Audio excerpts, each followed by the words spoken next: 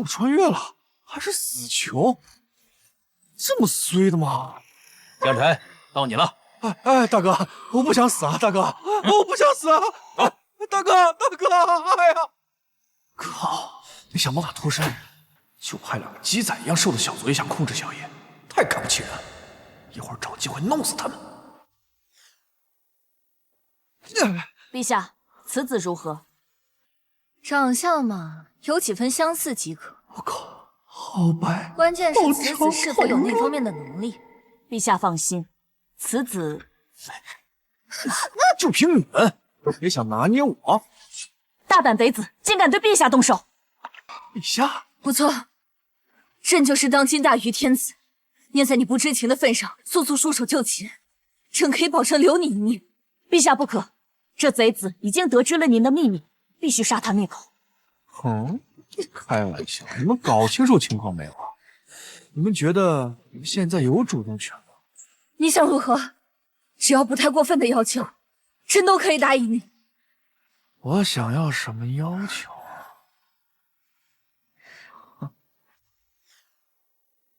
我有一个问题问你们啊，堂堂大禹皇帝，为什么要召见我一个死囚啊？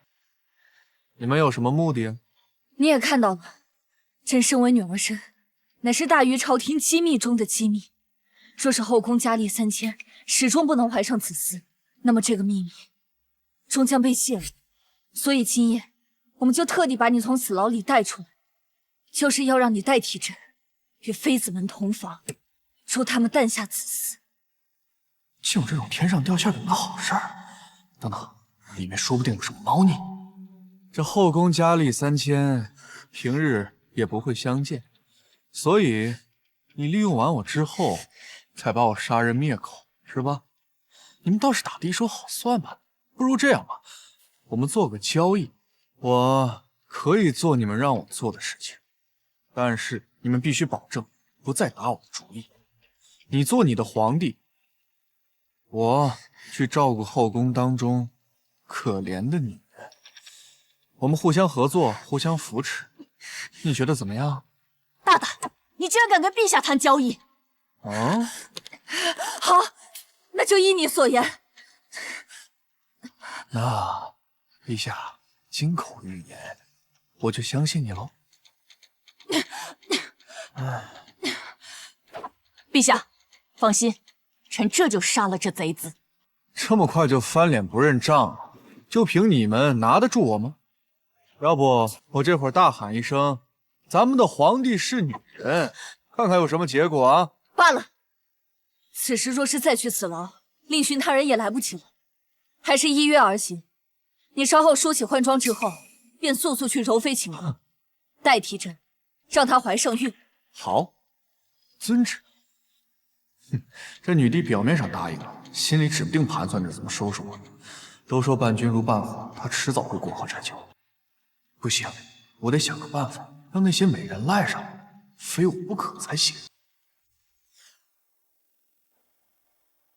这第一次当皇帝，有点紧张啊，我该怎么做？这想想还有点紧张啊。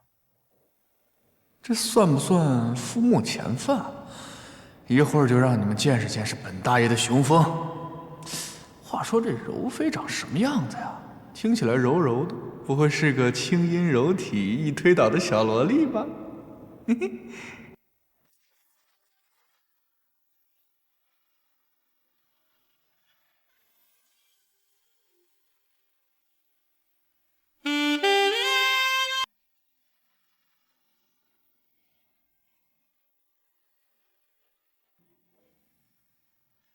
便宜江辰这小子了。28佳人涕丝酥，腰间仗剑斩凡夫。陛下好狠的心啊，这么久都不宣人家。陛下，这后宫您可要雨露均沾啊！这么多姐妹，我才刚来1个月，倒还可以忍一忍，可别的姐妹都有流言蜚语了。流言蜚语？说了些什么？没有什么。没有什么。你告诉朕，到底是谁在后宫乱嚼舌根？急不可耐啊！陛下，是臣妾失言了，请陛下恕罪。恕罪？你实话告诉我，我就饶你一命，否则罪加一等。陛下，是云妃姐姐，她想念陛下英姿，绝无他意，请陛下明鉴。云妃，这小狐狸精是想除掉这个云妃吗？管他呢，让女皇帝自己去头疼吧。春宵一刻值千金，是时候好好疼爱一番眼前的美人了。好，朕知道了，以后就不要再提她了。今夜，朕的眼里只有你一人。那臣妾伺候您宽衣吧。还宽什么衣呀？这等绝世佳人放在现代，恐怕我连舔屏的资格都没有。毕竟人家永远捂着胸口，生怕穷人看精光，生怕富人看不见。而像现在这样温玉满怀，牡丹花下死，做鬼也风流。管他看透不看透，就算是死也要做个风流鬼。请陛下怜惜。怜惜？我会好好怜惜你的。怜惜？我会好好怜惜你的。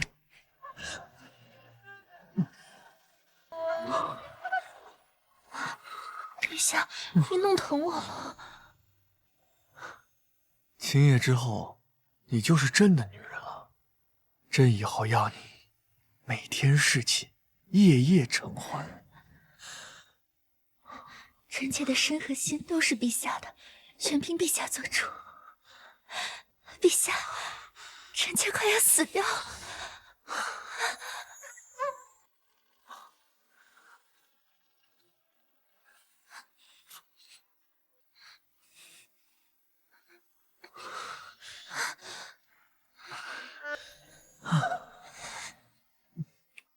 柔妃叫得这么惨，江晨不是对她动粗了吗？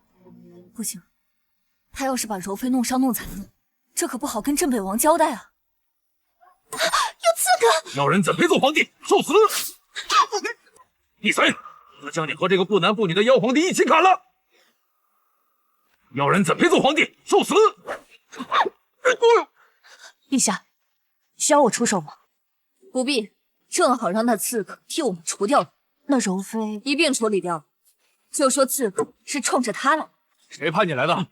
想知道，去地府问阎王爷吧。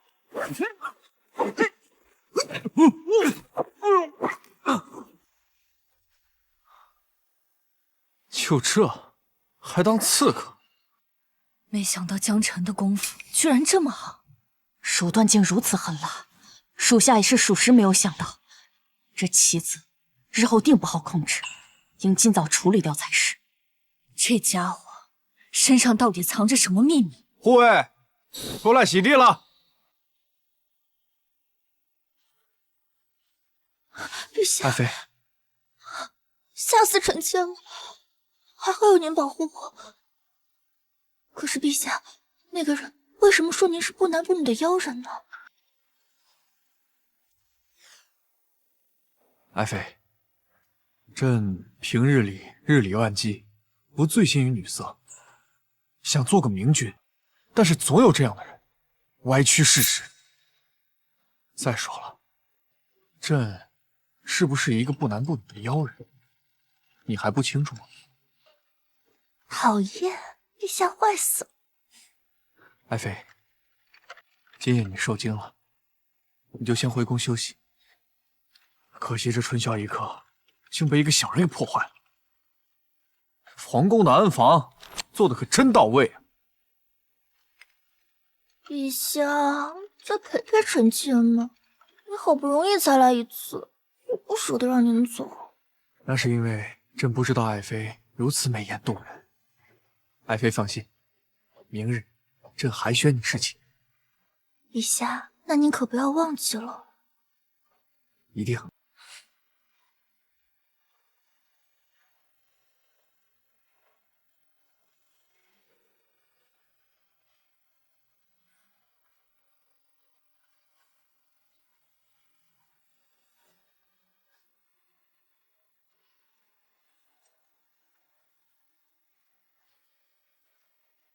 江晨这家伙武功不低，等14带回来，金牛卫先控制住他，不能给他发难的机会。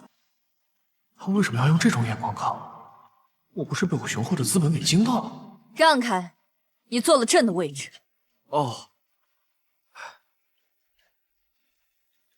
这可是金主爸爸，得伺候好啊！爷爷生哥的梦想可全指着他实现。你必须死，留你一晚已是天大的恩赐。杀了他，把尸体埋在后花园里。要杀便杀，但是我有个建议，你先听一听，听完再杀也不是。有屁快放！柔妃那可是十随之位，明日她肯定会来找我。那她要找不到我，就会大闹整个皇宫。我猜你们是不敢杀她吧？否则也不会找人替你。要杀了我，就自己上吧。你好大的胆子，敢自作主张！你若坏了朕的大事，朕一定会将你凌迟处死。凌迟处死？要不是我灵机一动向柔妃许了诺，说不定此时已经被埋在后花园了。既然你宣了柔妃明日觐见，那就尽全力让她怀上孕，替朕打破谣言。你最好别耍花招，若是敢谋害朕，朕一定叫你死无葬身之地。行，陛下你也请放心，我是断然不会谋害陛下。再说，你这儿管吃管住管喝的，还有柔妃这样的美人给我圆房，感激你还来不及。我们啊，现在是一条绳上的蚂蚱，怎么会坏你大事？但是你可别忘了，我可是跟柔妃表明了你是日理万机、视作明君这样的态度，这也算是为你扫除了一些风言风语吧。你是不是得记我一功？你倒是个真小人，不管你说的是真话还是假话。14，替朕盯着他，如有任何异动或者与外界联系，杀无赦。是，陛下。别怪我没提醒你们啊！柔妃这个小狐狸精肯定是受人指使，她想接我的手，不是，其实借你的手除掉一个竞争对手。那个妃子叫什么来着？他刚刚提到了云妃啊，对，云妃，你们就慢慢头疼吧。云妃是老相国徐安老爷子的孙女，老相国对我庇护有加，朝堂之上只有她勉强能和镇北王谢远分庭抗礼。如此说来，谢远这是准备对老相国动刀子。老相国年事已高，谢远也算是他的门生之一，竟然对他的孙女下手，当真可恨。陛下，云妃自打进宫以来，从来都没有见过陛下，却毫无怨言。两者相比，柔妃的心思可见一斑。江晨，等过几日，你去云妃那边多待几日，好生安抚她，同时冷落柔妃几天，替朕好好敲打敲打这个探子。行啊。哎，那陛下，这云妃跟柔妃比如何呀？朕没见过她，朕怎么会知道？14，你来说。清水芙蓉，濯莲不妖，比柔妃不差分毫。好，不过你们可得把这皇宫的安防加强一下，好吧？我去云妃那儿的时候，可不希望再有刺客。你放心，我定会把云妃的寝宫围得像个铁桶一样，一只苍蝇也飞不进去。这么说起来，这刺客一上来就高呼妖人受死，目的性极强，肯定是受人指派的。何人竟敢如此大胆？这还不简单啊！既然都知道了受人指使，那谁先着急看结果，那就是背后那个人呢。启禀陛下，镇北王求见。让镇北王在御书房等着。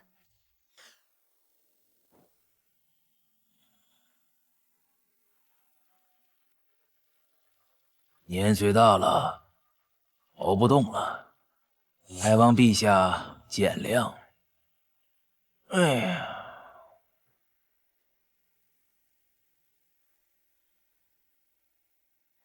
不知镇北王深夜求见，有何事要上奏？陛下，臣听闻陛下在行宫遇刺，大为担忧，未能及时救驾，还望陛下责罚。担忧是想看我死吗？不知这刺客是何身份，为何深夜行刺陛下？刺杀朕还需要什么理由？至于那个人是什么身份，朕也想知道。倒不劳镇北王替朕分忧，大理寺会彻查此事。臣愿为陛下分忧，不过如此甚好，那就交由大理寺吧。臣还听说那刺客行刺之时提到了妖人二字。那刺客死在寝宫之中，只有他们几个人知道。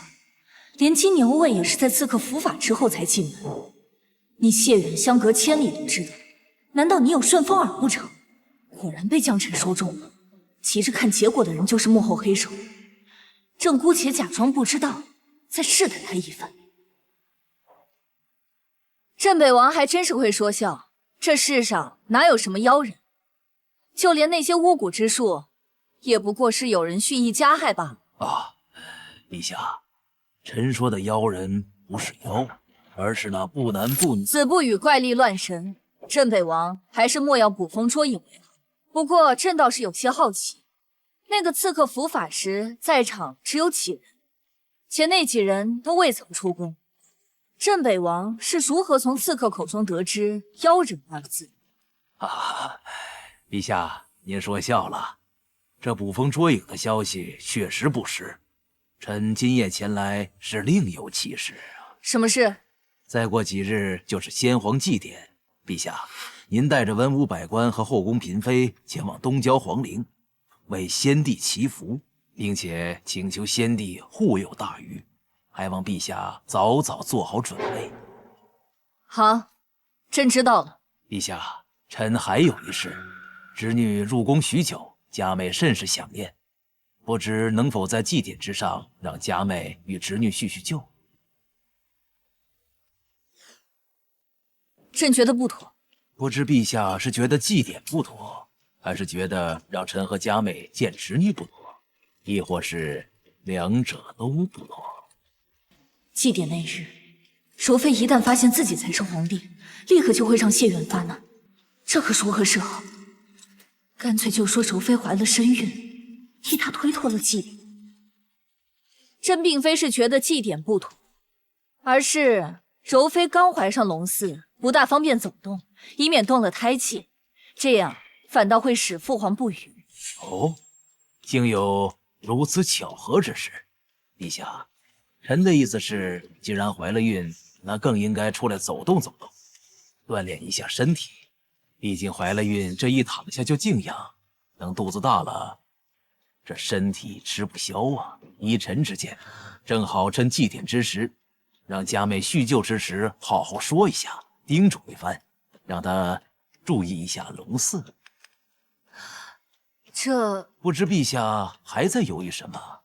这怀了孕，那胎儿有假吗？好一个奸猾的老狐狸！怀孕这个理由根本搪塞不了她。过几日，柔妃若是去不成，谢远定会生疑；可若是去了，身份之事定会当场告破，这可如何是好？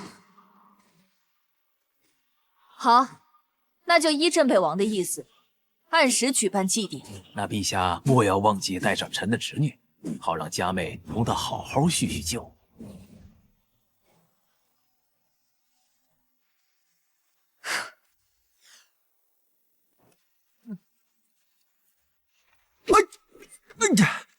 你抽什么风啊？刺客又不是我派来的。过几日就是先帝祭典，朕限你3日之内让柔妃怀孕，让她下不了地，无法参加祭典。好，保证完成任务。可是陛下，根据惯例来说，先帝祭典是必须要带上文武百官和后宫嫔妃的。如若柔妃不在，镇北王必定会引起怀疑。镇北王非要见他，不出现他还只是生疑。一旦让他发现我才是真皇帝，那才要命。哎，陛下，我呢确实是有100种方法能让这个柔妃下不了地，但是她只能治标不能治本。听你们说，这个镇北王好像是一个心机挺深的人。如果他心生疑虑，是不是会不停地试探陛下您的性命？如果他发现陛下您是一个女人，他肯定会以此为借口要陛下您的江山啊！陛下，我倒是有一个方法，不如让我试试吧。朕凭什么信你？哎呀，死马当活马医嘛。难道还会有比这个更差的结果吗？那实在不行的话，就让柔妃3日下不了地喽。哎，不过陛下，我看你近日满眼都是红血丝，这个同人灰败，心火燥热，这是内分泌失调导致的更年期提前。陛下长此以往，这情况不妙啊！说人话，否则死罪可免，活罪难逃。哎，其实啊，就是寒疾半身，是不是每月月事来临的时候，腹痛难忍啊？好在呢，我呀，妇科圣手，愿为陛下效犬马之劳。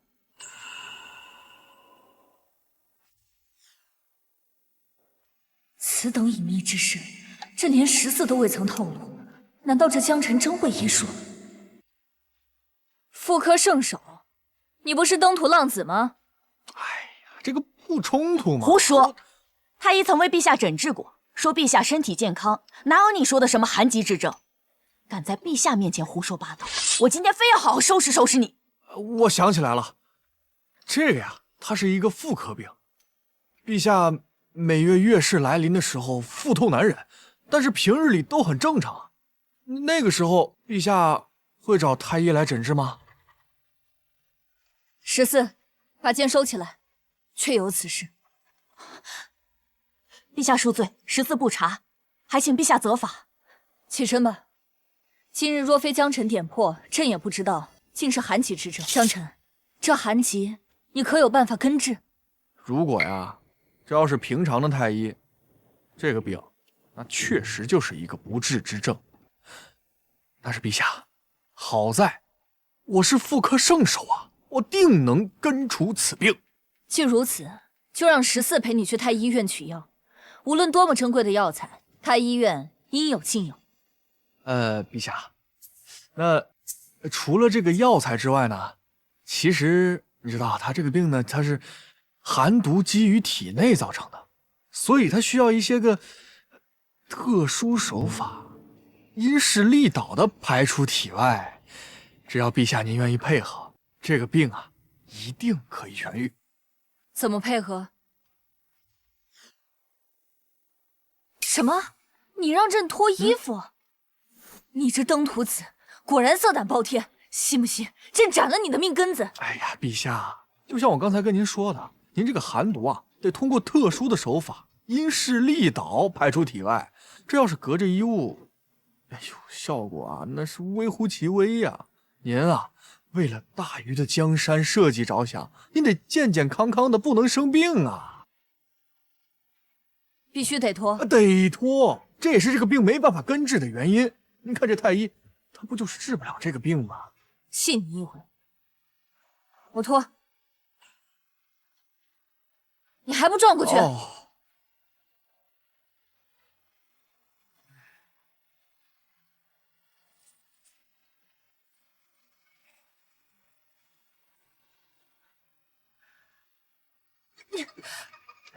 朕只是腹痛，你为何要按我的脚？哎呀，陛下，你这就有所不知了。这个足底啊，能打通往人体所有的内脏的穴位，只有打通了穴位，才能把寒毒给排出去。陛下，一会儿啊，我再给您拔个罐啊。这个过程当中，您要是有任何的感受或者体会，全部的都叫出来。朕可以忍。不可，不能忍，这里是您寒疾最重的地方，需要多疏导几次才行。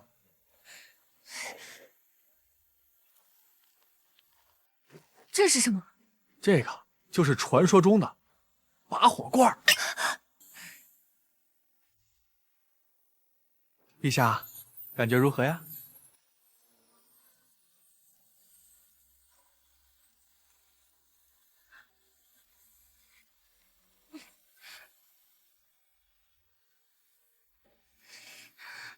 这谁顶得住？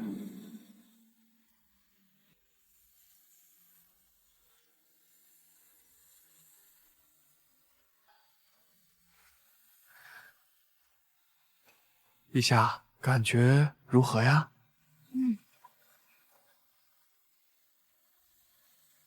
这里重不重啊？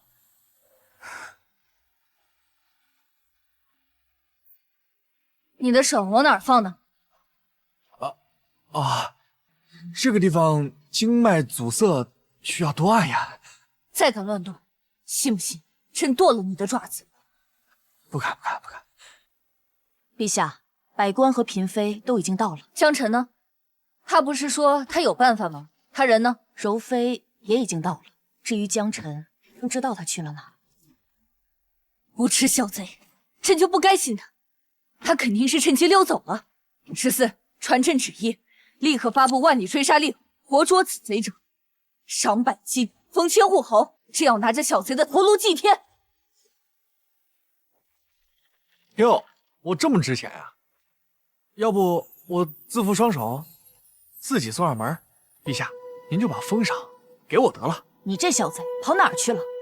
我还以为你畏罪潜逃了呢。这个皇宫啊，就像是我的家，我穿金戴银，锦衣玉食，我怎么会走？我还能夜夜笙歌，这我哪舍得走啊14说柔妃已经到场，朕不是让你把她弄得下不了地吗？哎，陛下，您就放心吧，现在他分辨不出你我，一会儿你就知道了。14，你去盯着柔妃，一旦她发现什么端倪，趁机把她打晕，千万不能让她和镇北王碰面。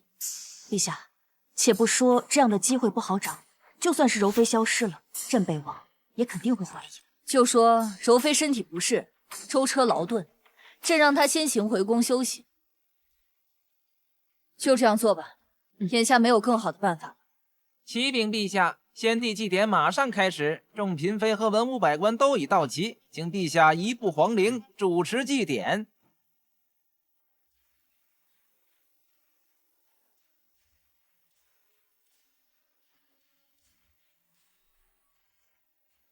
陛下，镇北王的人一直都在盯着我恐怕分身乏术了。江晨，如果柔妃出了岔子，我定要将你千刀万剐，碎尸万段。皇上驾到！吾皇万岁万岁万岁！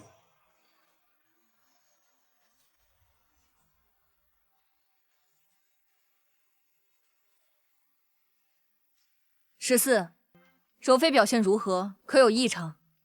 暂未发觉，但他刚刚已经看到您了，却一言不发。若是他此时发难，我们必然会陷入被动。莫不是谢远还有别的计谋？你看他身旁那个小太监江晨，他是怎么混进来的？看样子他果然没有诓骗朕。真不知道他到底用了什么法子控制住了柔妃。陛下，时辰已到，可以开始了吧？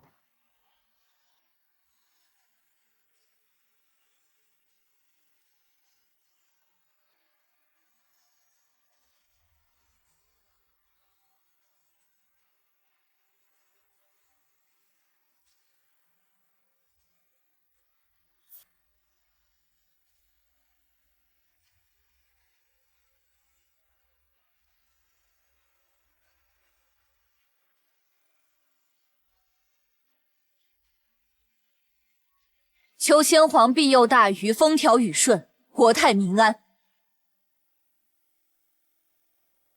柔儿，你觉得陛下怎么样？陛下姿容甚伟，身强力壮，真乃人中龙凤。这次江晨做的不错，谢他一功。确实，这次啊，多亏了江晨，我们才能有惊无险的度过。江晨啊，这次可立了大功。陛下，你刚刚有没有看到？那镇北王的脸色呀，比御膳房的锅底还黑。陛下，你说你要记我一功，要给我什么赏赐啊？你不要忘了那个什么百金和千户侯啊！贪得无厌。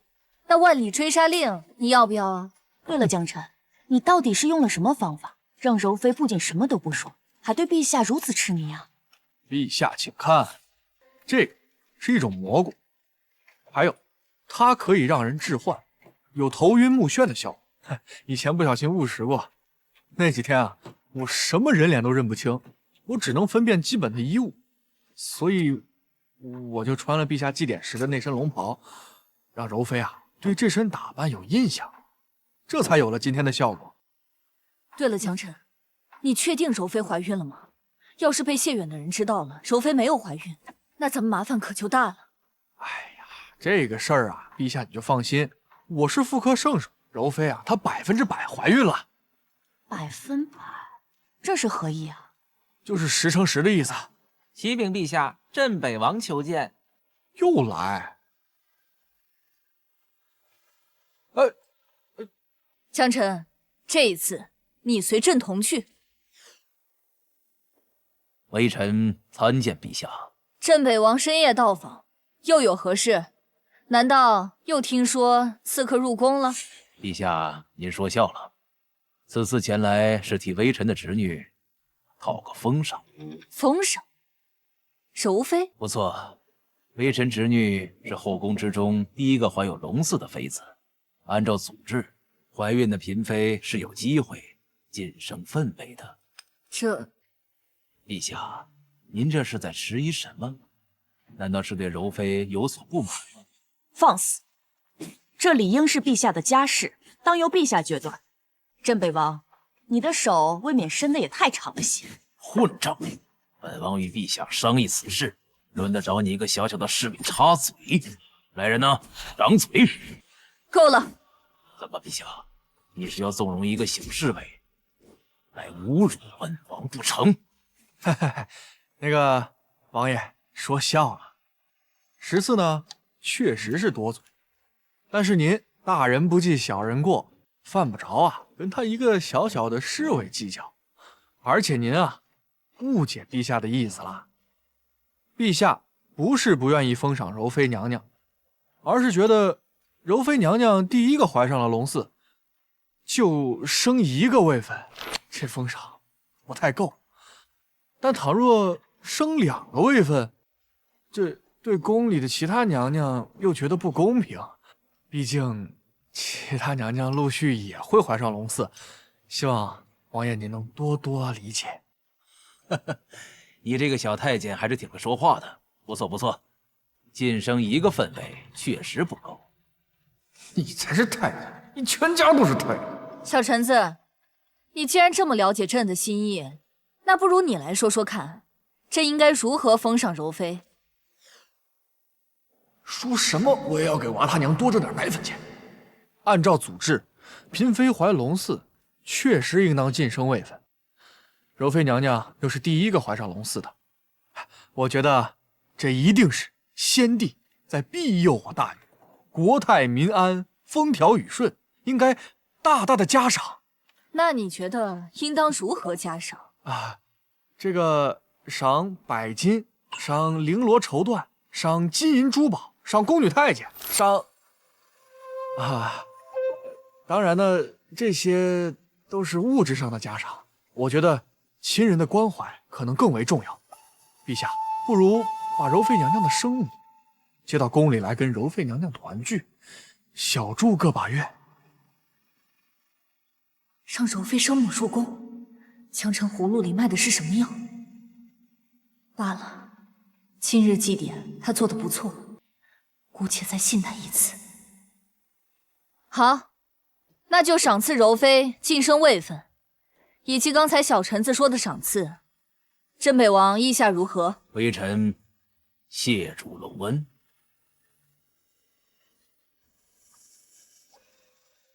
江晨，你对镇北王还真是奴颜婢膝，我真是看错你了。小臣子，你最好给朕一个满意的答复。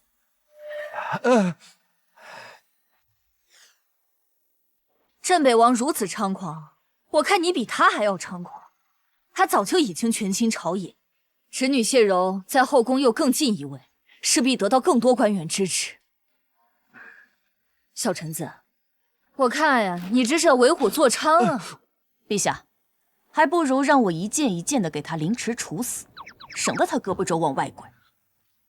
不是，两位小姑奶奶，天地良心，我真的是为你们着想啊！你们听我狡辩，不，你听我解释啊！哎，14，你刚刚说胳膊肘往外拐，拿我当自己人了？14，让他说，朕倒是要听听，看他如何狡辩。陛下明鉴，柔妃晋升位分合理合法，合乎组织。你有什么好拒绝的理由吗？我看你是舍不得柔妃这个小浪蹄子吧？哎呀，你们两个怎么就听不懂呢？与其被迫答应，那不如直接给他一个封赏，卖面子嘛，说不定还能给镇北王挖一个坑，何乐而不为啊？挖坑？挖什么坑？你要把他活埋了吗？这可不行啊！朝堂上下谢远的党羽众多，不乏世家门阀、公卿贵胄。他若突遭变故，朝堂必将大乱，危害深远。哎呀，不是那个意思，我是说这个给他使绊子，不是要挖坑把他埋了。哦，谁让你不早说的？说，我们应该怎么给他挖坑？今天我看柔妃她母亲穿着过于朴素，看起来不像是一个贵夫人嘛，反倒像是个市井农妇。我觉得镇北王府不差那仨瓜俩枣，干嘛这么对待柔妃的生母？所以我觉得这个里面肯定有猫腻。言之有理，还有吗？我想给我的娃儿挣点奶粉钱。还有就是，我今天向镇北王表达了善意，那他有可能拉拢我，哎，反倒让我去刺探陛下你的消息，明枪易躲，暗箭难防。哎，陛下，以后你在后宫就可以安心了。朕看你就是想要搭上镇北王这一条线吧。14，我给朕好好教训教训他。微臣遵旨。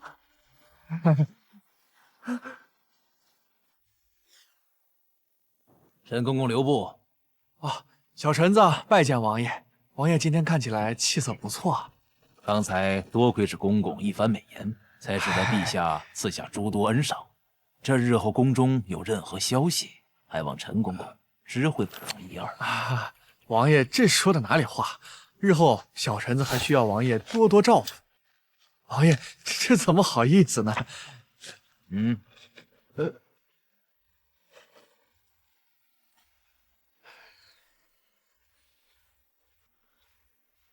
？100两，你就给我100两，你怎么叫花子呢？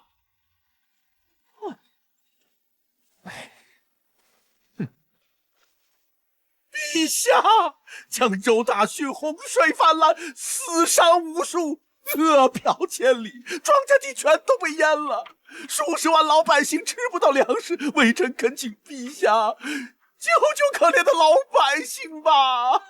户部尚书，附近有多少州郡可以开仓放粮？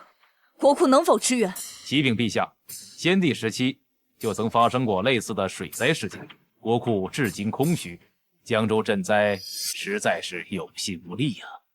至于附近的州郡的情况，恐怕江州知府比我这个户部尚书了解的更加清楚。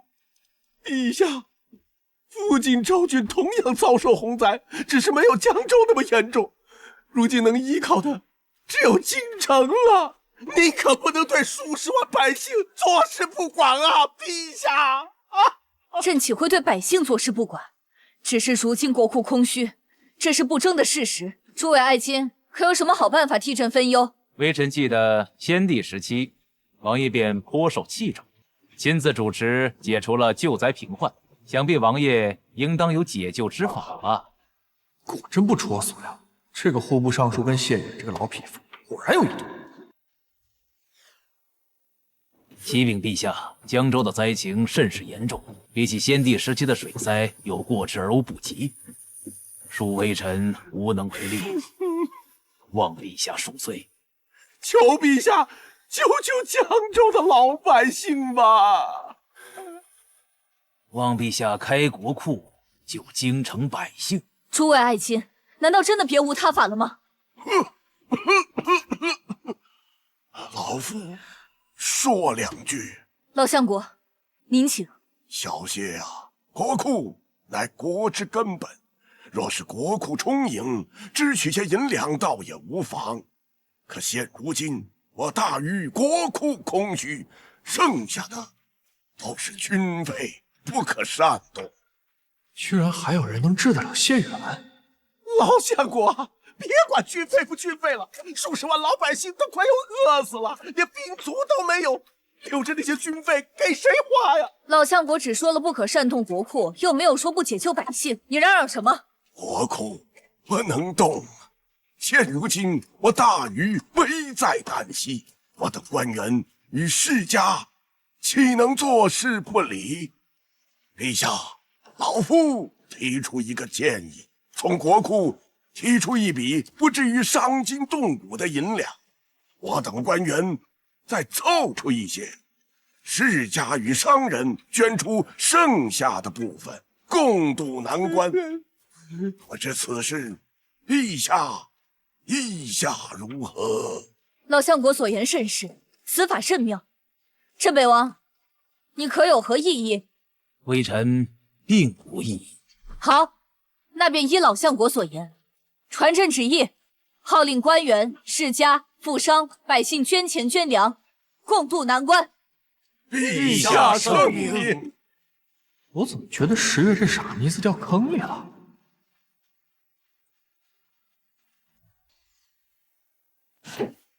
太好了，老相国果然睿智非凡，短短2日便筹集了100万钱粮，再过几日备好车马，便可陆续发往江州解救灾民。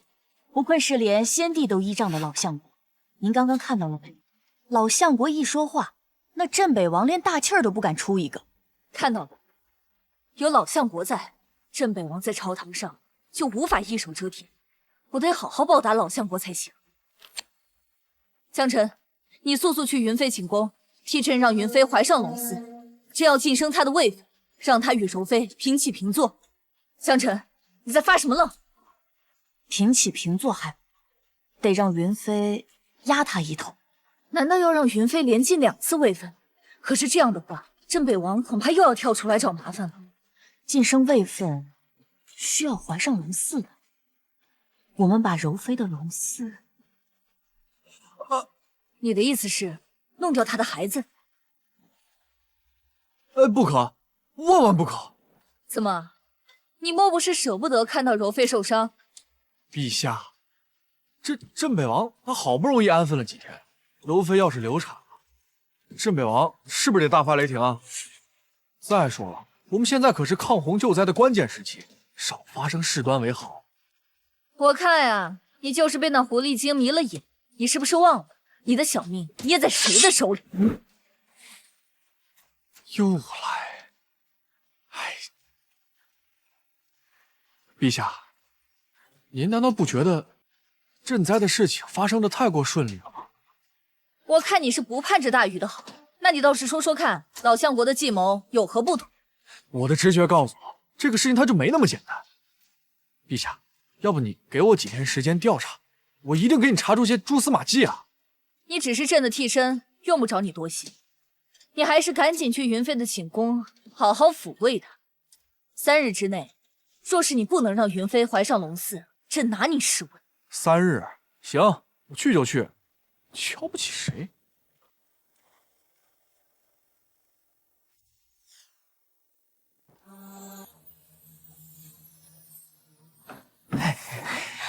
爱妃，朕让你久等了。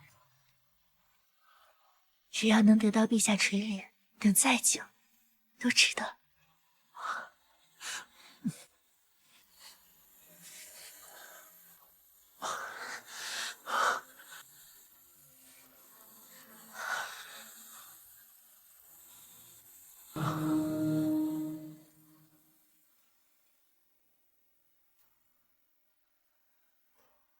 陛下，可是有什么心事？不妨说给臣妾听一听。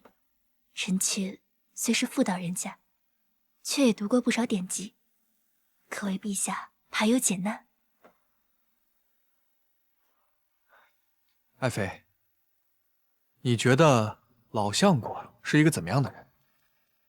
祖父大人，在臣妾心中，祖父大人一生清贫，无欲无求，一心辅佐大禹王朝，对先帝更是忠心耿耿，鞠躬尽瘁，死而后已。不知陛下为何有此疑问？一生清贫，无欲无求，老相国竟然如此伟大，难道我错怪他了？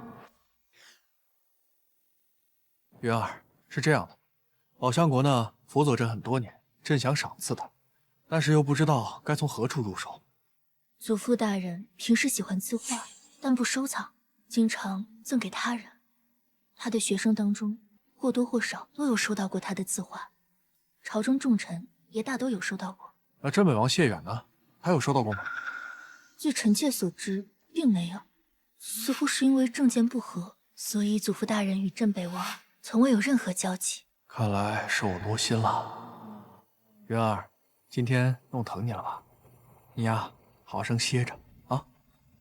朕还有些奏章要去批，过2天，朕再来找你侍寝。谢陛下恩宠。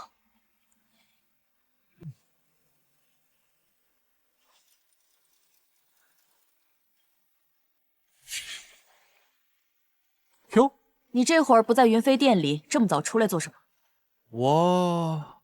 我心慌啊。我总觉得最近有大事要发生。嫖香窃玉的事情干多了，是会遭报应的。哼，不好意思啊，是皇上的事儿。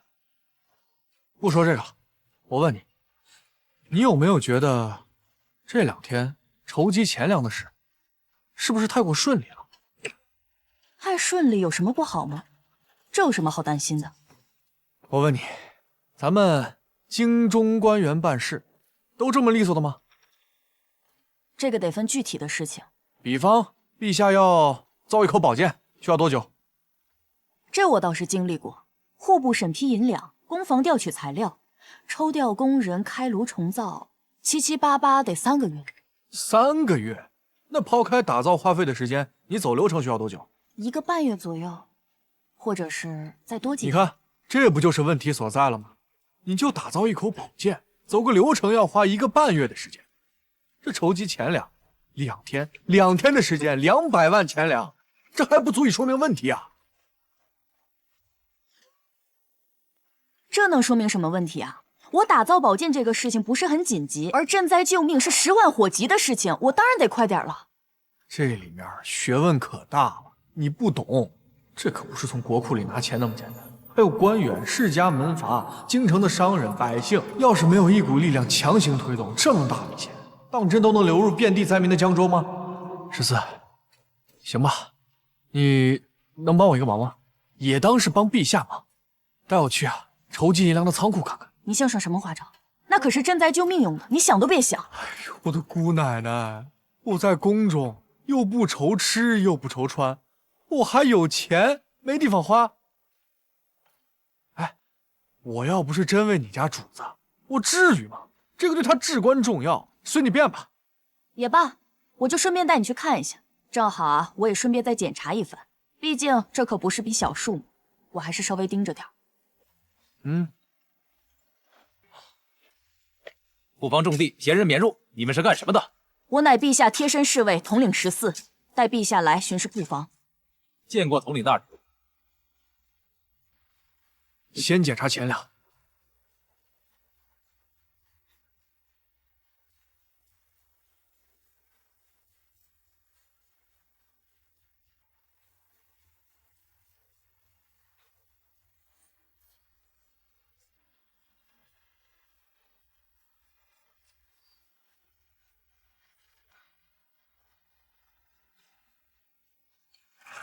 这都看完了，有什么问题吗？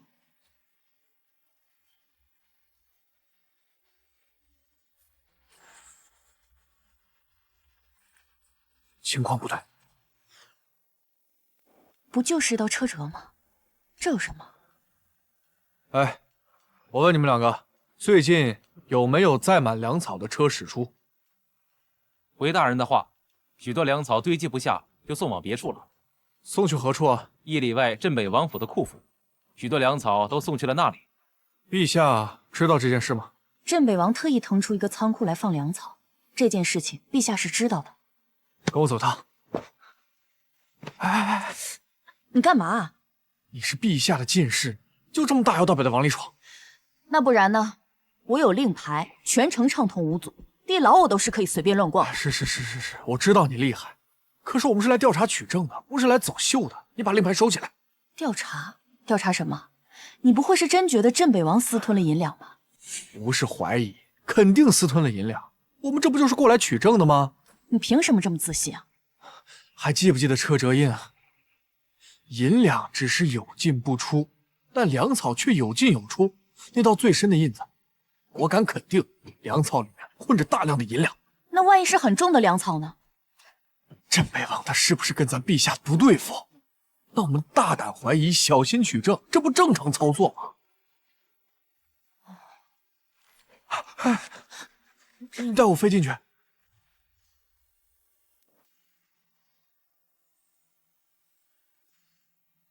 14和江辰怎么还没回来？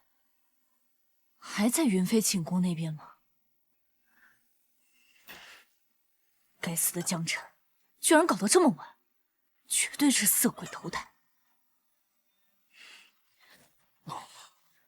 你不是说不会飞檐走壁吗？我是说我不会飞檐走壁啊，但我没说我不会翻墙啊。我们接下来该怎么做？你在外面可不是这样，怎么一进来就兴奋了？哎呀，我觉得你说的有道理。这镇北王跟咱们陛下不对付，我得收集一下他的证据。动脑的事情就你来吧。哈，我成智囊了。狗屁事，臭皮匠一个。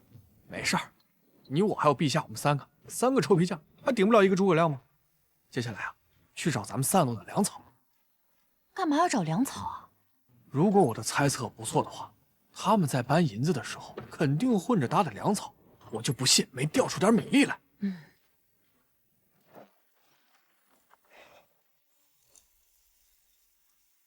找，这里边一定有机关。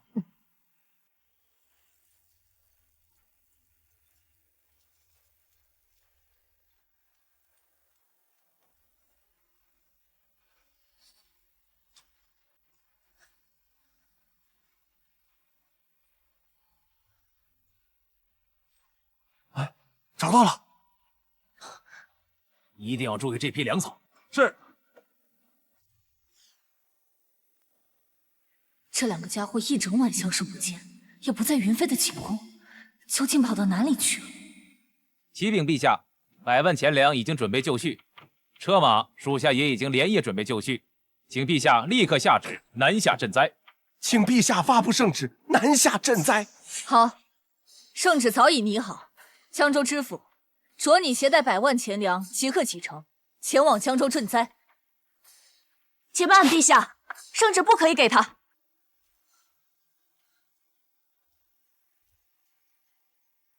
启禀陛下，14有事关赈灾的要事要启奏，还请陛下圣旨押后颁发。来人，传太医。14，起来说话。你怎么受伤了？启禀陛下，昨日14带着小臣子去巡查库房，发现了一些端倪。什么端倪？有人想要中饱私囊，贪没赈灾粮款。竟有此事！14，究竟是何人胆敢打上赈灾营的主意？你速速道来。是朕。启禀陛下，是江州知府和户部尚书2人，他们将赈灾的银两藏匿在运粮马车里，送往镇北王的府库，意图嫁祸给镇北王。行了，哎呀，你少多嘴。昨日14大人冒死带着小人调查镇北王府库，我们找到了藏匿银粮的位置，也偷听到了这2人的对话。钱粮一旦运出京城，即刻会被这2人所瓜分，江州的百姓那是1分钱都拿不到啊！血口喷人！陛下，他诽谤我！陛下，他诽谤我！陛下，微臣是江州的父母官，怎会做出此等贪赃枉法之事？请王爷替臣作证，请陛下替微臣做主。镇北王，14是在你的地盘上发现的端倪，你可知道此事？糟糕，定是昨夜我等商议时被他们听到了，还被14拿到了证据。这小太监是在提醒我明哲保身。启禀陛下，微臣与此2人毫无瓜葛，请陛下彻查2人，还微臣一个清白。赈灾事关重大，朕一定会彻查此事，宁杀错不放。别动，乖，再动伤口要裂开了。为什么不找太医来给你包扎？是怕被他们发现你的女儿身？谁替我包扎你不用问，我刚刚要揭发镇北王，你为什么不让？明明他才是主谋。不是，难道你觉得14，你的剑刚刚逃离镇北王府时断掉的。14拼死保护我离开，就是因为这把剑断了才受的伤。江晨，你最好给朕一个合理的解释，否则朕就让你变成真太子，让你再也别想夜夜笙歌。对啊，明明镇北王才是主谋，为什么你把他摘出去？你到底是站哪边的？天地良心啊！我真的是为了陛下我才这么做的。扳倒镇北王才是帮我，你说是帮我，却处处维护他镇北王，口蜜腹剑。看来是我看错人了，早知道将你从地牢里带出来那天，朕就该一剑杀死。哎，且慢且慢，好不好？且慢且慢，听我给你们解释一下，行不行？14带着我从镇北王府一路杀出来，那么大的动静，难道他们会把银子放在原地等着我们去查吗？我们是不是没有证据？如果镇北王牵扯其中，他会有100种方法为自己辩解，还能包庇那两人，还能反咬陛下你一口。我把镇北王从里面摘了出去，他情急之下直接把那个什么吏部尚书和江州知府扔出去给顶罪。他会协助我们自己来定罪，我们这个时候是不是可以剪除掉镇北王的羽翼啊？陛下，他说的有道理。别说现在没有证据，就算是铁证如山，我们也扳不倒镇北王。为什么？我们不是应该让他认罪伏法吗？按理来说，确实是应该让他认罪伏法，但问题就在于镇北王羽翼丰满，所有人都会替他说话。假如他一口咬定那里是存放赈灾银的库房，朝堂内外都会认同他。我这个当皇帝的又有什么办法？眼下的结局应该是最好的，朕可以提拔心腹做户部尚书和江州知府，踏踏实实救济灾民，而且还打击了镇北王党羽的嚣张气焰。江晨，这次多谢了。哦，一家人不说两家话，客气啥？谁跟你是一家人？哼，小爷我迟早把这个傲娇女帝拿捏在手心，柔圆搓扁。哼！诸位爱卿，朕已查明真相，前任江州知府与户部尚书暗中勾结，结党营私，把手伸进赈灾款当中，罪不容诛。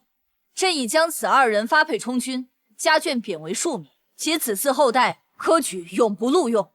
陛下英明。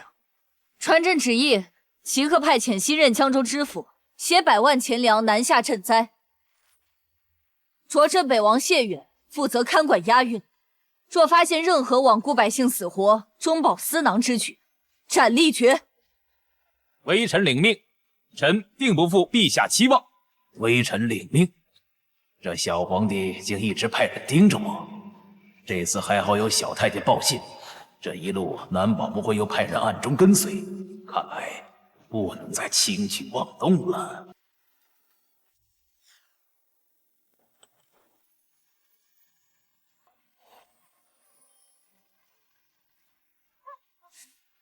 哎，我来，我来。你干嘛？我自己可以。你又不是一个人，你还有我呢。登兔子，你呀，为了救我，受了这么严重的伤，那我要照顾你。我要不照顾你的话，这心里多过意不去啊。你怎么不去照顾你的柔妃和云妃呀？这小妮子的表情怎么像是吃醋了？女侠以命相搏，为了我，我无以为报，我只能以身相许了。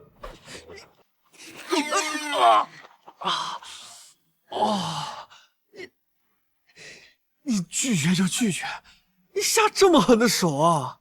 你知不知道你这一下，这断送你自己下半生的幸福啊！你这淫贼，休得胡言乱语！我对你才没有那个意思。你要是再这样，我下次绝对饶不了你。你这小妮子，你看看你这脸，都红得跟猴子屁股一样了，嘴硬，行，我去找柔妃。娘子，哎呦，哦，母亲，既已来到宫中，就踏实住下吧，好让女儿在您膝前尽孝。好在我的柔儿福大命大，活出来一个人样儿。母亲，镇北王究竟是怎么对待柔妃一家的？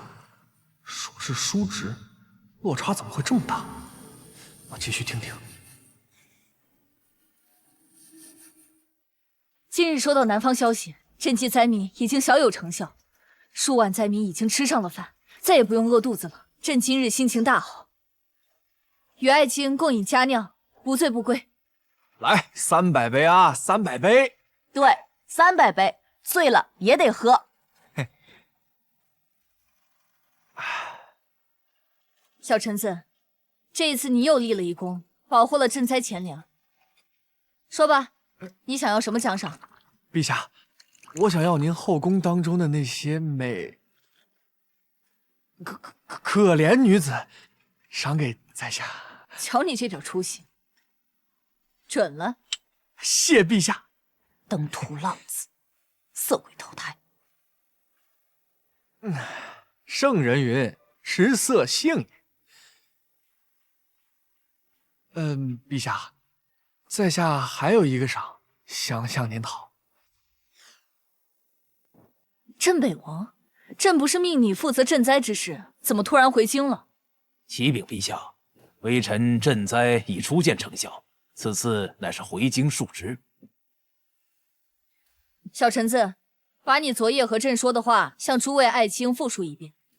启禀陛下，赈济灾民已初见成效，但是赈灾所花的钱粮，那可是无底洞啊！1-2个月的时间撑住倒是没问题，但是灾后重建的工作耗费的时间不止1-2个月啊！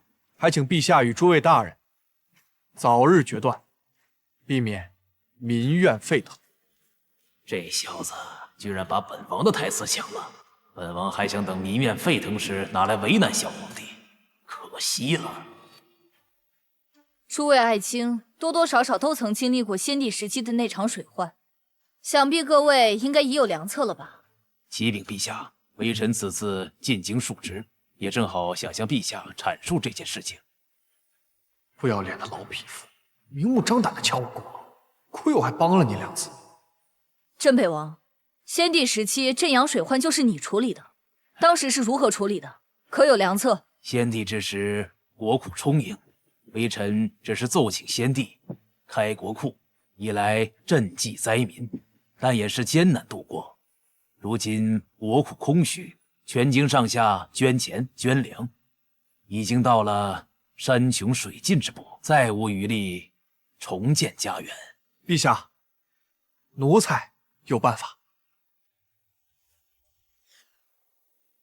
我等朝中重臣正在商议国家大事，你这小太监就莫参与此事了。不错，区区一个奴才，竟敢妄议国家大事，简直不自量力。你能提出灾后重建的问题，确有几分机敏。可眼下就连陛下和镇北王都黔驴技穷，你又能有什么好办法？让他说，老夫倒想听听他有什么点子。不错，当局者迷，旁观者清，说不定这小子能有什么好办法呢？好小子，可算说了句人话。既如此，小臣子，你且把你的想法说给诸位爱卿听一听。启禀陛下，在下有几点不太成熟的小建议。第一，灾后的重建工作不在于恢复生产，而在于处理好灾民的尸体，以防止瘟疫大面积传播。第二，赈灾当用重典，多人监管，贪赃枉法者，冒领赈灾款者，杀无赦。第三，轻徭薄赋，以示陛下天恩浩荡。第四，天是灾后重建，我们以工代赈。以工代赈，这是何意？通常我们救济灾民，不是衣来伸手，就是饭来张口。除了哄抢钱粮之外，还会产生大量的米虫。同样的银子直接发放，倒不如以工代赈，让那些有能力的灾民去赚取银两，自力更生。这样一来，灾民有了希望，那其他各州郡的百姓也看到了有钱可赚，也会参加到江州灾区的重建工作当中。我们何乐而不为？此计甚妙，看起来是年轻有为啊！这小公公以工代赈，妙不可言，连本王都没想到，真是让本王佩服。灾民们赚到钱，又花钱买了粮，这一进一出，国库的压力可就没这么大了。没想到江辰竟然撬动了整个朝堂，连老相国和镇北王都罕见地站在一起支持他，这家伙竟如此不凡。江辰不凡，岂不是证明朕眼光独到，把一介登徒浪子调教成了独当一面的臣子？好，小臣子，你献计有功，想要什么奖赏，尽管说。启禀陛下，在下想在制造局讨一份差事。制造局无关紧要的地方，不如投桃报李，帮他一把。启禀陛下，这小公公献计有功，应当得此赏。老小子，你可算办了件人事。小臣子，跪下听封，朕就封你为正二品内务总管，兼任制造局督办，往后总管宫廷大小事务。陛下，微臣认为此事不妥。老相国，您这是何意？陛下，内务总管责任重大，按照祖制，断没有让一个阉人为官的道理。前世为鉴，还望陛下三思，莫让一个宦官扰乱了朝政啊！老相国，朕心意已决，无需在意。退朝。祸乱朝纲，这也太看得起我了。这是把我当成9000岁魏忠贤了呀！从某种程度上来说，我貌似比他有过之而无不及。毕竟哪有太监能像我这般替皇帝宠幸妃子呢？内务总管这个职位也大有说法。要知道，就连纳兰明珠、年羹尧还有和珅这样的大官都当过内务总管，这个赏赐也太大了。难怪老相国不答应。嘿，还好小爷我笼络了镇北王，要是连他一起反，这个位置绝对轮不到我。总管大人，制造局的主管大人他怎么了？他正在忙于督造军械，无暇拜见大人。他堂堂一个总管，用得着自己亲自督造军械吗？分明就是找借口不想见我。小桂子，来个路，扎，我们去看看他磨什么洋工。这江辰算个什么东西？不知道哪里冒出来的小太监，竟然骑到我的头上去了。就是，制造局可是我大禹的重要部门，怎可让一个阉人做督办？小皇帝真是想一出是一出。说得好，哈哈哈，让一个阉人做督办，简直可笑。哼，不过这话在我面前说说就行，千万不要在外面说，这可是掉脑袋的大罪。陛下肯定是受了奸人蒙蔽，竟然让宦官掌权，真是滑天下之大稽。说得对，制造坊督办，他江辰配吗？他懂军械吗？啊，他懂制造局吗？我是不懂制造局啊，这不是来向李大人请教一二吗？你就是江辰，一个大妖人带着一个小妖人，你不老老实实做你的太监总管，来我这制造局做甚？李大人，他们俩来我制造局打杂的吧？怎么可能？他们这种阉人，肩不能扛，手不能提的，给我打杂都不配。李大人，你平时就这么管教手下的？我怎么管教人，用得着你多嘴吗？真不知道陛下是怎么想的，用一个阉人做督办。话说你这个督办，不会是拍马屁得来的吧？早知道我也在陛下面前多溜须拍马，说不定我也能混个1品大官当当。完了，你真完了。那个小桂子，啊，你记一下，制造局的总管李密，妄议当今圣上，诋毁当今圣上，有眼无珠。哼，阉狗，你诋毁我！你话里话外不就是这个意思吗？是不是小龟子？就是。那我们当然只有如实的汇报了。哦，当然了，如果你老老实实的配合我，或许还有那么一丁点机会。呸！阉狗仗势欺人，我李密兢兢业业20年，陛下定会为我做主。住手！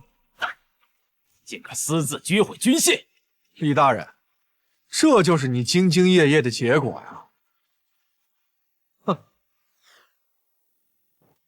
大胆江臣，竟敢私自毁坏军械，该当何罪？哼！14就是用了你们这样的破铜烂铁才受伤的。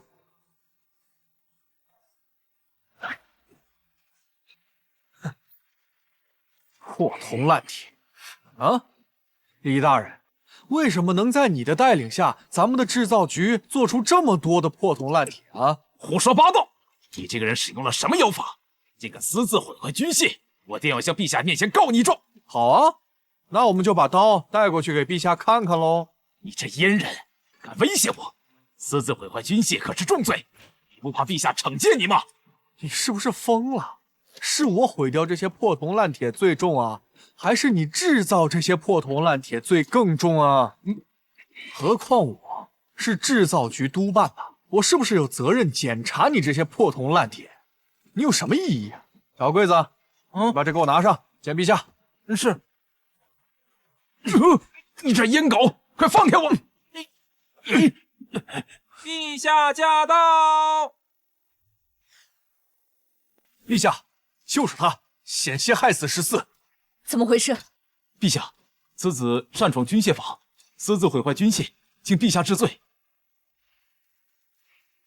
陛下，这个就是李大人兢兢业业的结果。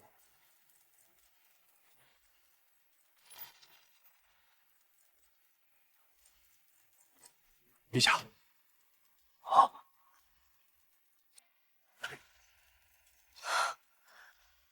朕就说，14的长剑怎么会那么轻易崩断？那可是朕量身为他打造的宝剑，原来是你这样中饱私囊的混账作祟！去！原来他去制造局是想要为我打造一柄好剑。陛下，请您看在我兢兢业业20年的份上，饶了小人一命。饶了你？那谁来饶了拿着你造的破铜烂铁上阵杀敌的将士？年年哭穷，年年喊累，这就是你给朕、给先帝的答复。制造局主管李密，欺上瞒下，中饱私囊，毁我大禹根基，判千刀万剐，凌迟处死，以九族，以谢天下。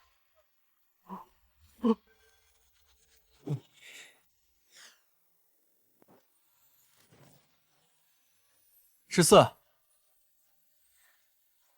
放着你来。啊？愣着干嘛？还不快过来帮我上药？哦，我来。静兰怎么好像跟平时不太一样？乖乖，平日里看不出来，14竟然这么有料。你怎么突然想着去制造局啊？啊，我想打造一些物件，有一个制造局的身份方便一些。他肯定是想打造一柄宝剑送给我。我呢，想给你打造一副刀枪不入的软甲。软甲？这样一来啊，就没有任何人能伤你分毫。有了软甲，14女侠就可以好好保护我了，完美。你这伤啊，已经结痂了，再上1、2次药就好了。今晚怎么没去找你的柔妃和云妃啊？柔妃的母亲跟柔妃在一起不太方便，与云妃嘛，她怀孕了。那你岂不是没有地方可以去？没有啊，我去制造局凑合一晚就行。去制造局干什么呀？晚上跟我一起练武啊？练武？我不是那块料。我们去床上练如何？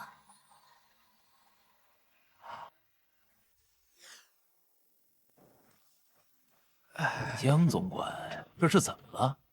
谢谢王爷关心啊，奴才这是得了风寒，双腿行动不便，所以扶着墙走路。年纪轻轻就得了风寒，你这身体也不怎么样啊，自己还是多加注意吧。哎，那我先走了。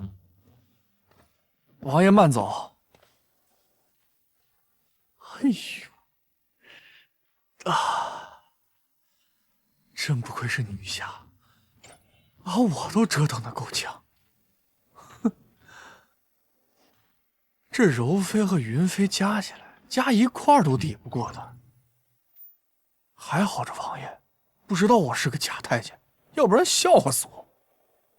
哼，哎呦，哎。你走路干嘛扶着腰？肾不好。话说你怎么一个人来？14呢？那什么，14他今天身体不舒服，告假一天。14自幼练武，身体强壮，几乎很少生病。你这是在开什么玩笑？你昨晚在哪里休息的？该不会是和14？好啊你，胆子是真的肥了，竟敢连朕的护卫都欺负。看朕今天不好好教训教训你！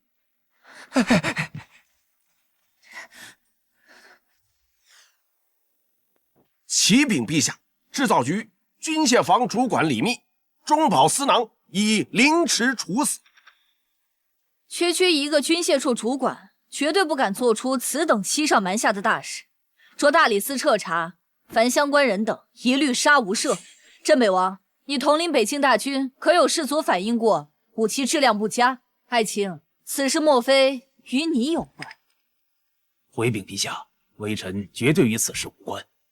微臣愿积极配合调查，以正自清。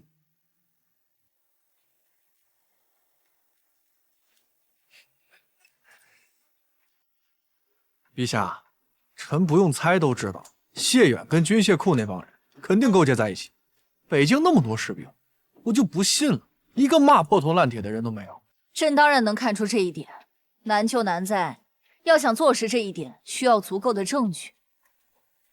哦，我觉得要是我们能够找到镇北王贪墨军费的证据，或许真的可以一举扳倒他。不错，和上次赈灾不同，这一次他没有办法推脱给别人，他就是北京军队最大的掌控者。哦，而且托你的福，扳倒前任户部尚书和江州知府后，镇北王的党羽也不再是铁板一块了，朝堂内多了许多支持朕的声音。那陛下这一次是不是得嘉奖我一下？你都睡了朕的贴身侍卫，你还想要什么奖赏？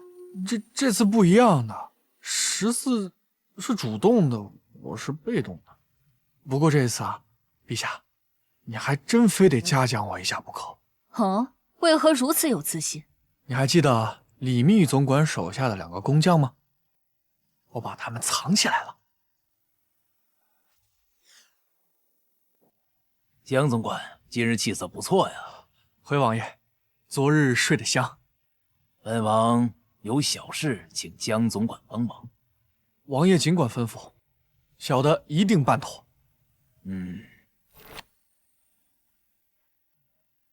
那日抓捕李密的时候，有2个小工匠不知去向啊，你可知道他们在哪里吗？回王爷，我听说那2个小工匠不是和李密被吏部的人一并带走了吗？应该已经被处死了吧？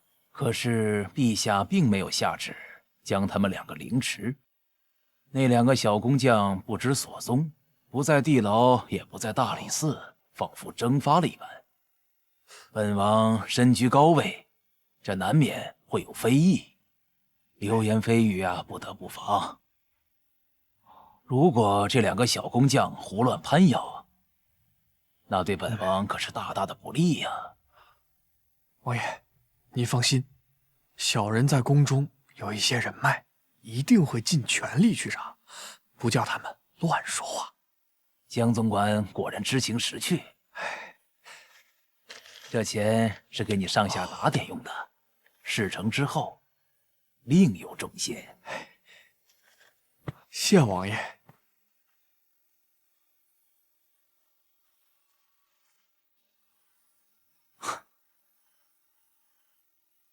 500两，你连我都打点不了，你打点谁呀？你脑子有病是不是？不过这倒说明那2个小木匠跟镇北王都有关系。做得好，没想到你教好镇北王这一步闲棋，居然能屡建奇功。这一次这2名小工匠很有可能就是镇扳倒镇北王的希望。对了，江辰，你到底把那2个小工匠藏在哪儿了呀？我听说啊，镇北王把地牢和大理寺翻了个底朝天都没有找到。没错，皇宫里面他都搜遍了，就连朕的寝宫他都没放过。你到底把人藏到什么地方去了？在一个你们绝对意想不到的地方。你把人藏到了云飞宫里。你怎么猜到的？废话，你又不可能把人藏到宫外，而宫里柔妃是谢远的人，肯定不能藏。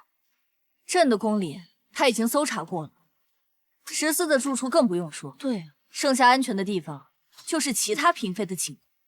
除了柔妃，你与云妃相处最深，而且云妃是老相国的孙女，她的住处谢远自然不敢轻举妄动。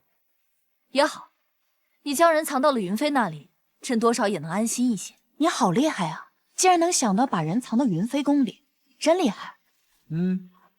十四，朕明明也想到了好吗？是，陛下，你最厉害了。走，你们都给朕走，朕想静静。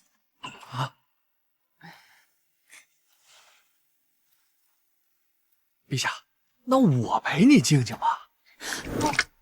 快滚！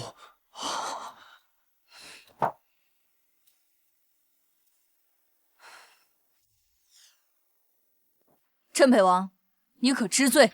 陛下，微臣何罪之有？朕已经找到你贪墨军费、粗制滥造军械的罪证，制造局主管李密就是你的心腹，你们之间的来往书信全都在朕的掌握中，铁罪如山，还敢嘴硬？陛下，如果微臣有罪，就请将罪证公诸于世，微臣愿自刎，以谢天下。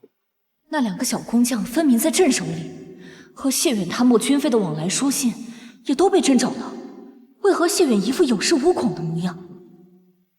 我看你是不到黄河不死心。江总管，呈上罪证。是，陛下。选工匠进殿。谢远，尽管笑，我看你呢，马上就笑不出来了。你给我的600两，我全部用来给你买纸钱。本王早就该看清楚你是谁的人，不过现在也不晚。难道还有变数？大人，大事不好了！工匠工匠全死了，书信也没了。什么？陛下，到底是何人死了，让您如此失态？说出来，让微臣替您好好哀悼一番。陛下，微臣的罪证呢？你正好也拿出来，让微臣好好的瞻仰瞻仰。谢远，你休要放肆！放肆！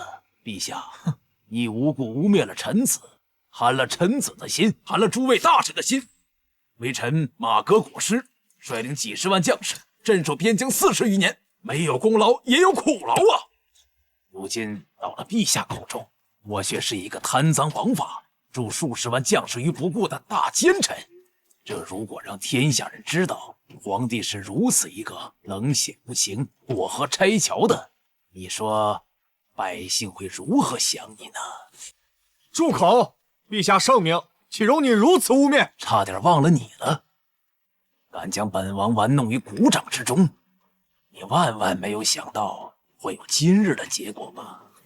叫你一声江总管，你真当自己有本事了是吗？你这个阉人！谢远，你到底想怎么样？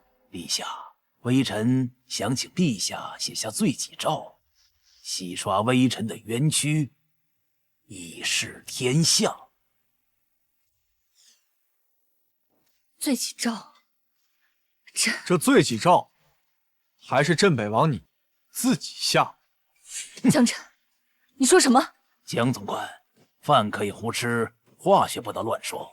这罪己诏是因为陛下污蔑了本王，为何还要本人亲自写？不错，就是你下。陛下请看，诸位大臣请看，这个就是你镇北王私通制造局军械坊主管李密的信件。这里面呢，有镇北王的私印，有你中饱私囊的罪证。江阴狗，你血口喷人！哦，我是不是血口喷人？陛下一看便知。你劫杀人证的时候，没有想到我会把人证物证分开保存吧？你收回去的那些信件是我们造的。不可能，这绝对不可能！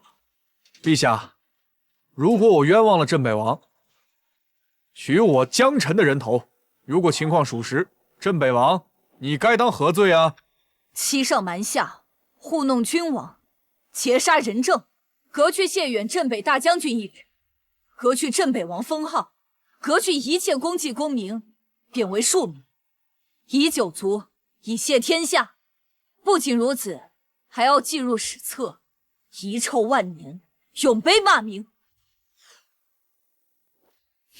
证据确凿，来人啊，将谢远押入天牢，命大理寺彻查此案，不得有误。如有阻挠者，一律杀无赦。慢着，陛下，你不能杀我。哦，陛下堂堂大于天子，还不能杀你一个罪大恶极的奸臣，这还需要你同意啊？无妨，朕倒是想要听一听看，朕为何不能杀你？我战功无数，先帝御赐了一块免死金牌，可免死罪一次。一将功成万骨枯，一将无能累死千军。你这个镇北王的封号，你这块免死金牌，是踏着无数的忠骨得来的，你好意思说你立功无数？朕要杀你，你以为是一块免死金牌能挡得住的吗？启奏陛下，您恐怕真的杀不得他。老相国，朕不明白你的意思。陛下，您莫忘记，当初先帝御赐的免死金牌，并非只有一块。并非只有一块，那又怎样？谢远罪无可恕，为何杀不得？老臣言尽于此，请陛下圣裁。陛下就这么放了谢远吗？要是陛下一意孤行处死谢远，那这块免死金牌不就等于一块废铁吗？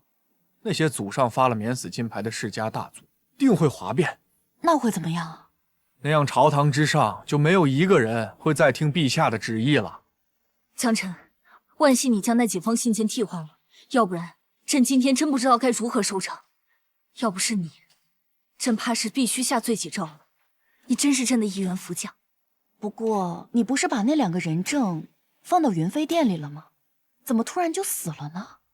问题就出在这里，除非是我们3个，云飞、小桂子，我们当中出了奸细。我们3个不可能。云飞是老相国的孙女，老相国跟镇北王素不和睦，应该也不会是他。看来，只有可能是小桂子。就小桂子那点胆量，她应该是不敢的。你没看到她刚刚在议政殿上都被吓得魂飞魄散了？就算她不敢，也有可能是被谢远收买了。我在想，会不会是云飞泄露的消息啊？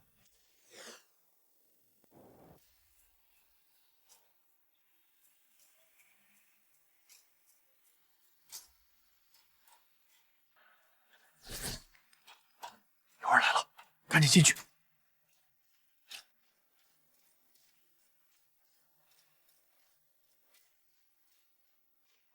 看不出这谢远平常5大3粗的，居然还收藏山水画。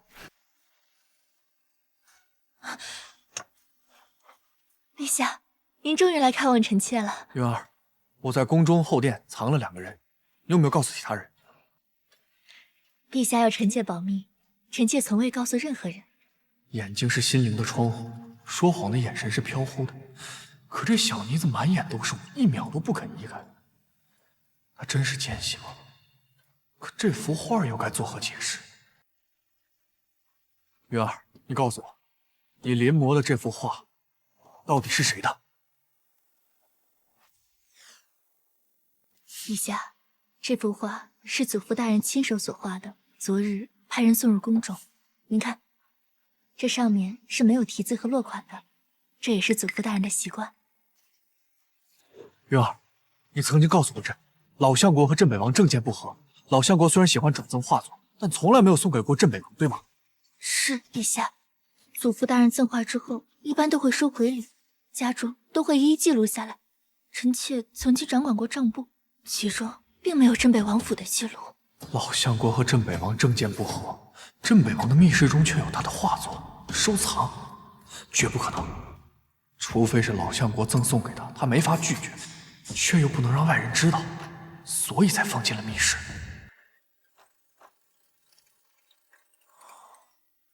陛下，您怎么一直在冒冷汗？脸色这么差，是不是身体不舒服啊？来人，传太医。不必了，朕还有一些奏章没有批，今天过来就是看看你和孩子。你怀着身孕，千万不要站太久啊。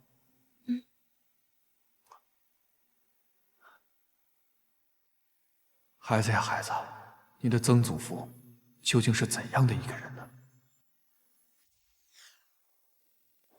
事情的经过就是这样。不，这不可能。老相国怎么会和谢远勾结在一起？老相国看着朕长大，一直辅佐朕，把握朝政，庇护朕的周全。他们明明应该政见不合才对。陛下，可老相国的画作确确实实就出现在谢远的密室里，这一点说不通的。江辰，会不会有一种可能，那里面的是某位大家的作品，不是老相国的画作？陛下，我确定我没有看错，没有题字，没有落款，而且那幅山水画的线条就跟密室里的几乎一模一样。陛下，我刚刚才审完了小柜子，能用的方法都用了，就连酷刑都差点用上了，但是他什么都不知道。江辰，朕现在应该怎么办啊？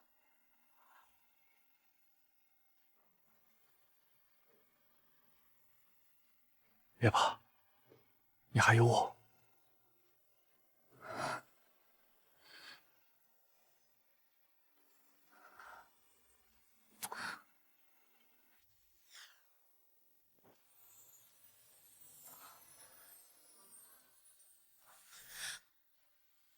东徒子，休想趁虚而入！我只是想安慰陛下，我绝非他意。刚才的事情，休要再提。朕乃一国之君，容不得你放肆。刚才的事情，要是传出去半句流言蜚语，朕就阉了你。这么狠？那要是他泄露出去呢？朕一样阉了你。这个霸道的女人，迟早有一天，我要把你拿捏在掌心里，让你乖乖做我的小猫咪。那我就先告退了，我明天再来。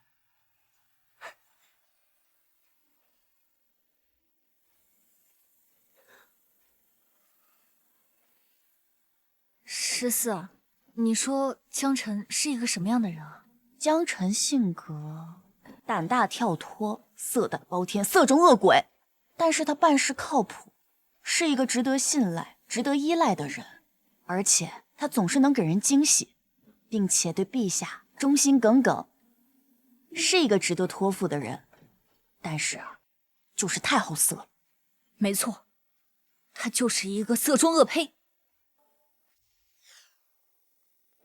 接下来这几天，你们出门办事的时候一定要小心谨慎。刺客频频出现，恐怕这宫内也不是绝对的安全。尤其是你，江辰，谢远现在最恨的人应该就是你。还有件事，云飞怎么办？云飞有走漏消息的嫌疑，不能放过。孩儿他妈眼神那么纯巧，我得想法子保住他的性命。陛下，云妃确实有走漏消息的嫌疑，但是以臣对她的了解，她真的只是一个单纯善良的女孩。朕看你怕是舍不得云妃这个大美人，还有她肚里的孩子吧？不愧是女帝啊，看人真准。陛下，臣以为云妃现在是千万不能动的。虽然我们扳倒了一个镇北王，但是还有隐藏更深的老相国。一旦云妃出了事情，那老相国必定心生警惕呀。如今敌明我暗，我们可不能把这样的优势拱手相让啊！言之有理，看来云妃确实还不能动，也没有动的价值。我们多提防着她便是了。下一步做什么？下一步奸细我们还是要继续查的，演给老相国看，说不定他会露出马脚。如此，那就只能委屈小桂子一段时间了。接下来我们要做的就一个字，等。等？等什么等？我们等，老相国也在等，看谁先出招，谁先露出破绽。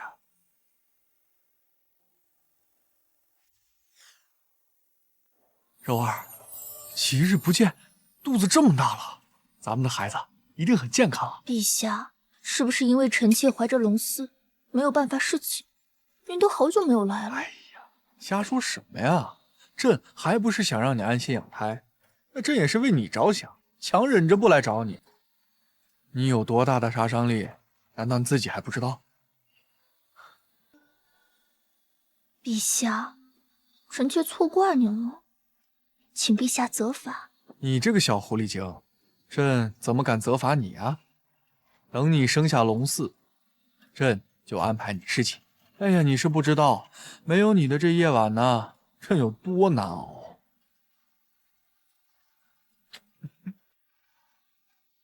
陛下，臣妾生产的时候万一难产了怎么办啊？保你，朕只要你，龙嗣什么不重要，只要你陪着朕，朕就安心了。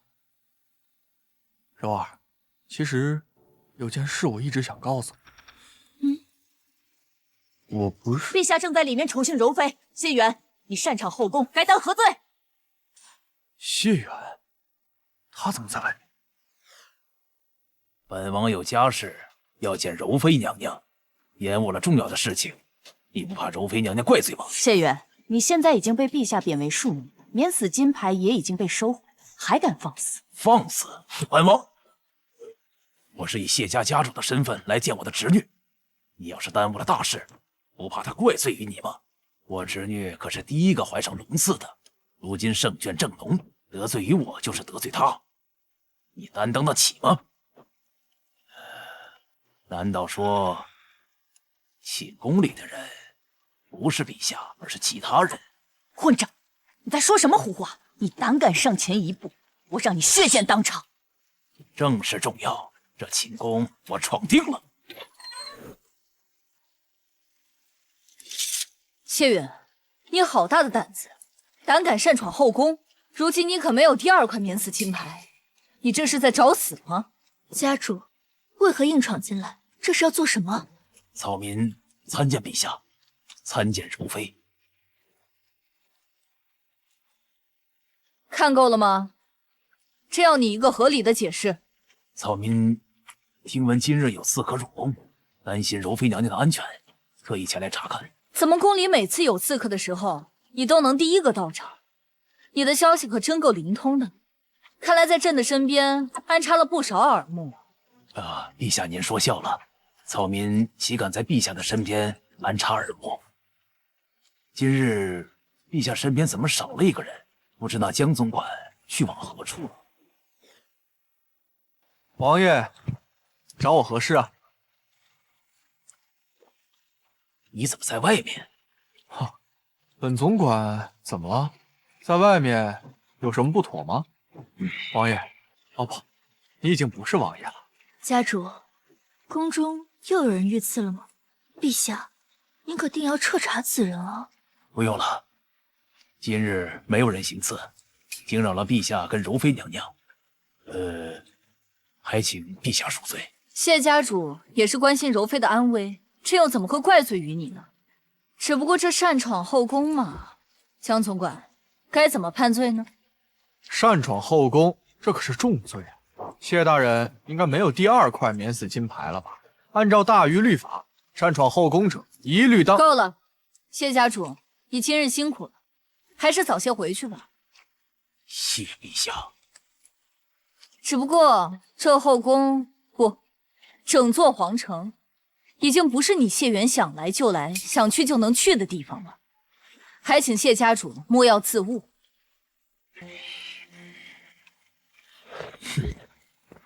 陛下，柔妃，江晨，你们刚刚是什么情况？今日多亏了柔妃深明大义，朕就中了谢远的道。对不起啊。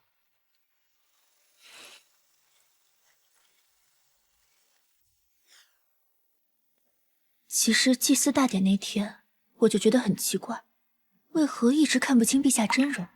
后来谢远告诉我说，陛下有可能是女儿身，我这才知道，原来与我共赴巫山之人，并不是陛下。那你刚刚为什么还要帮陛下？人家都已经失身于你了，帮你是陛下授意，嫁鸡随鸡，嫁狗随狗了，而且我对你还挺满意的。只是因为这样，就这么简单？当然还有孩子的原因啊，不管他是不是龙嗣，但至少他是臣妾的第1个孩子，我不想失去。夫君把我母亲接入宫中，让她脱离苦海，臣妾感激还来不及呢。那天啊，祭典，我就觉得你母亲啊穿着过于朴素，便想着借着位分的机会，把你母亲送进宫里，一家团聚啊。臣妾的母亲在谢府是婢女，整日遭受毒打，日子难熬。现在陛下制服了谢远，臣妾心愿已了。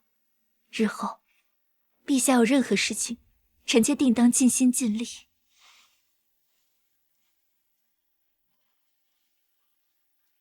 你我都是身不由己的女人，我懂你的感受。虽然暂时扳倒了谢远，可他的背后另有其人。要是他背后这个人不揪出来，那咱们都寝食难安。柔儿，你还知不知道有什么关于谢远的密事？密心之事，臣妾入宫之前有一封信件，让我带入宫中。我以为是给我的，就打开看了。我隐约记得信件中有提到北境兵器和食盐贸易，好像还有独占2字。这又是食盐又是兵器，还独占，他莫非北境搞垄断呢？垄断？就是独占的意思啊！你想啊，有这么一个商人，他囤积了大量的粮草，老百姓上哪儿买去？老百姓得吃饭吧，他不能挨饿吧？到那个时候，这个价位是不是得由这个商人定啊？奇货可居，待价而沽。启奏陛下，现如今北境各地盐商坐地起价，百姓苦不堪言，民生怨道。现有奏折呈上。呈上来。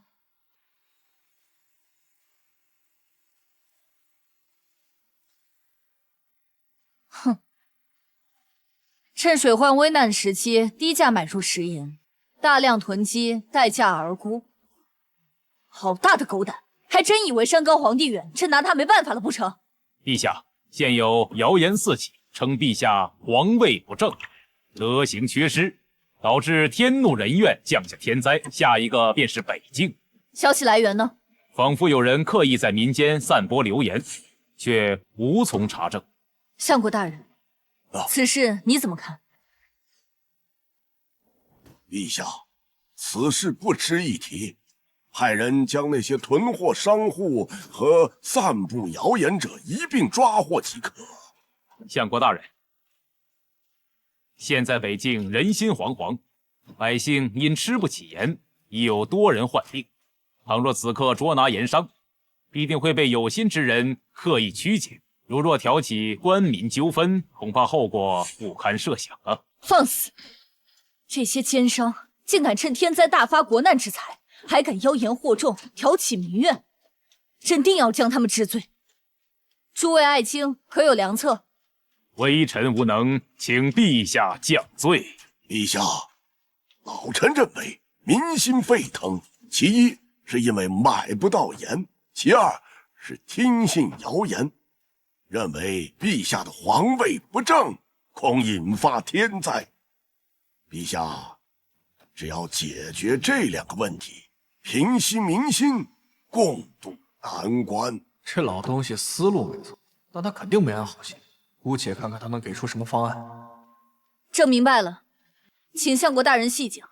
其一，买不到盐，便将那些囤积商盐的商户一并抓起，这样便有了食盐。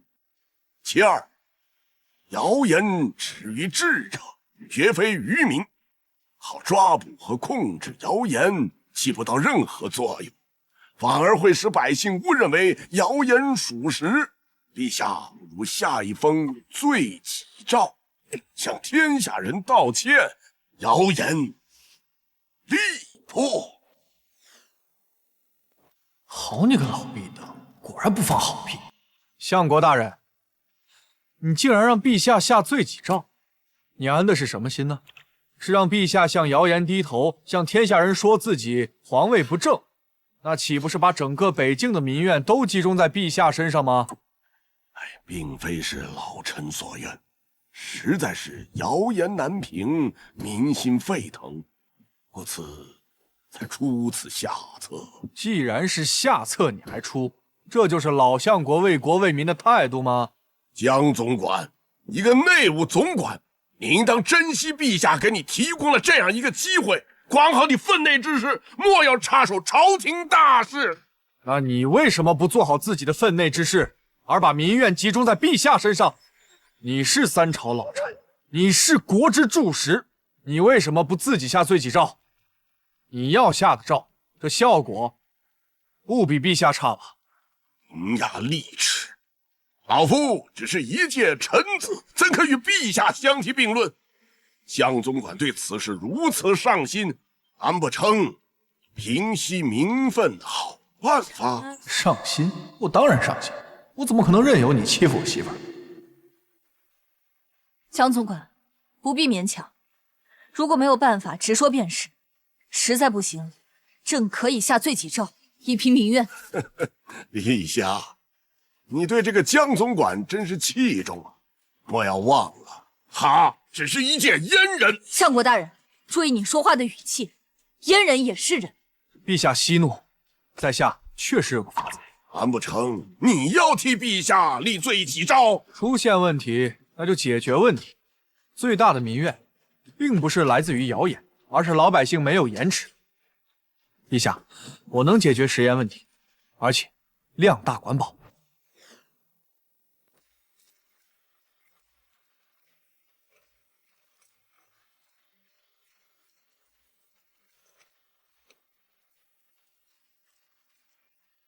江辰，你这样真的能研制出戏言吗？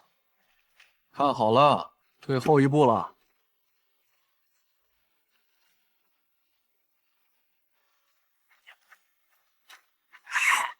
你怎么了？中毒了吗？呸！哎呀，呸呸！哎，怎么样？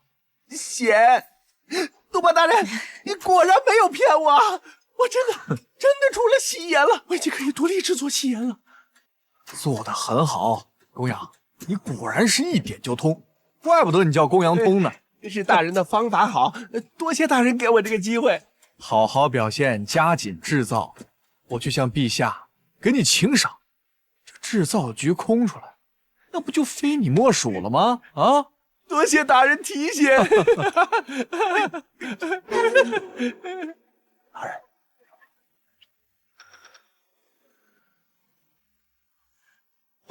此子因真制出了戏言，既如此，就留不得他了。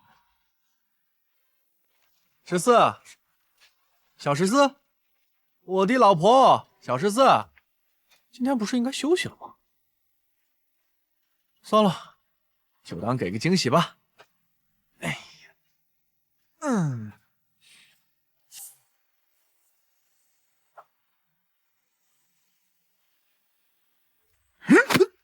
有刺客！大胆逆贼，速速受死！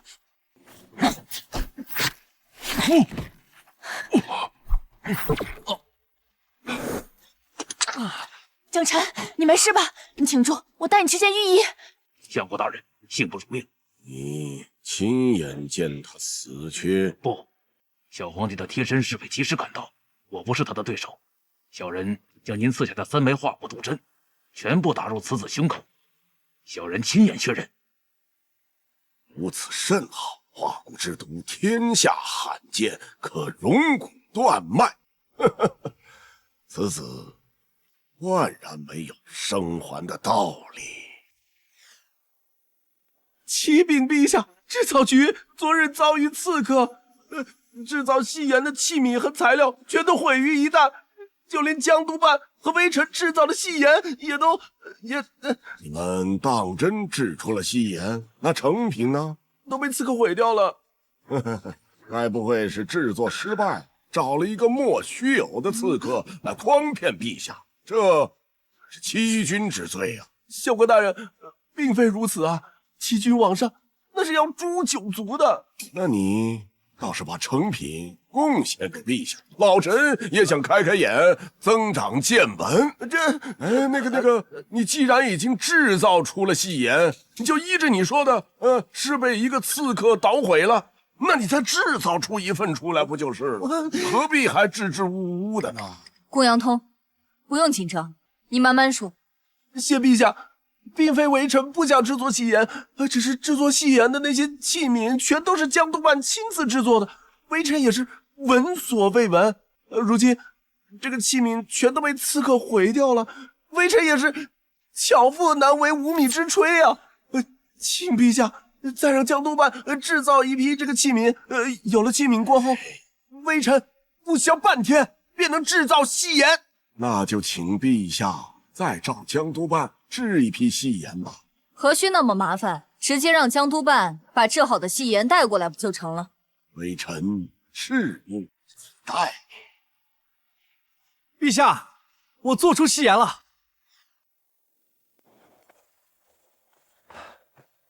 哎，相国大人，您看到我怎么这副表情？很惊讶吗？还好我提前制作了防弹衣，要不然非得被这冷壁灯阴死。江晨，你没事吧？你挺住，我带你去见御医。刚刚明明看见针穿进去了，怎么可能没事嘛？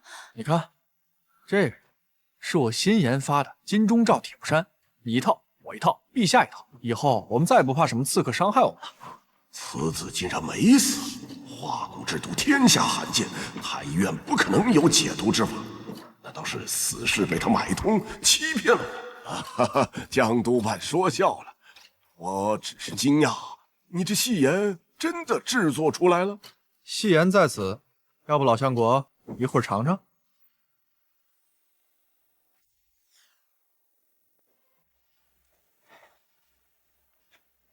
陛下，郭阳通，你来，让大家尝尝。来，果然是戏言，江晨，真没有看错人。果然是戏言，而且比我们平时吃的盐更好100倍。要是大禹百姓能吃到这样的好盐，必定能平复民怨。杨公子，此盐产量如何？是否能供得起我大禹所有百姓？尚书大人放心，就算整个京城人人把盐当饭吃，我们的制造速度也跟得上。江大人真乃神人也，是我陛下之福，大禹之福。真是戏言啊，是好言啊！启禀陛下，再过几日，向我大禹进贡的满北使臣就要抵达京城，到时候也让他们北方蛮夷见识一下我们的戏言，让他们知道什么是天国上朝。江总管，朕命你设法扩大规模，批量生产戏言，用最快的速度覆盖整个大禹。是，陛下。倘若是有人再敢对官盐下手，朕定会追查到底，诛九族，杀无赦。小阉人，我竟让你再蹦跶几天！北蛮使臣抵京之日，也是你死期来临之时。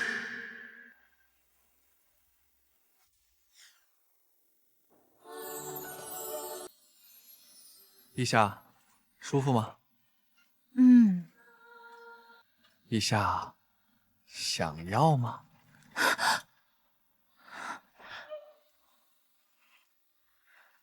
哇！陛下这么狠的手啊！自从有你推拿按摩之后，朕的寒疾之症减轻了大半。不错，还要多久才能痊愈？陛下，有句话说得好，大鱼它不是一日建成的，寒疾它也不是一天形成的。正所谓冰冻三尺，非一日之寒。按摩还需要循序渐进，欲速则不达嘛。况且微臣就在你身边，你要是想要按摩呀，随时叫我呀。如此甚好。对了，你制作戏言之事，朕还没有给你加赏。说吧，想要什么奖励？微臣想要告假一天，出宫透透气。拿着朕的令牌，穿上你的铁布衫，再带上一对金牛卫出去。有必要搞得这么兴师动众？朕命令你，必须平平安安回宫，一根头发丝也不能少。放心。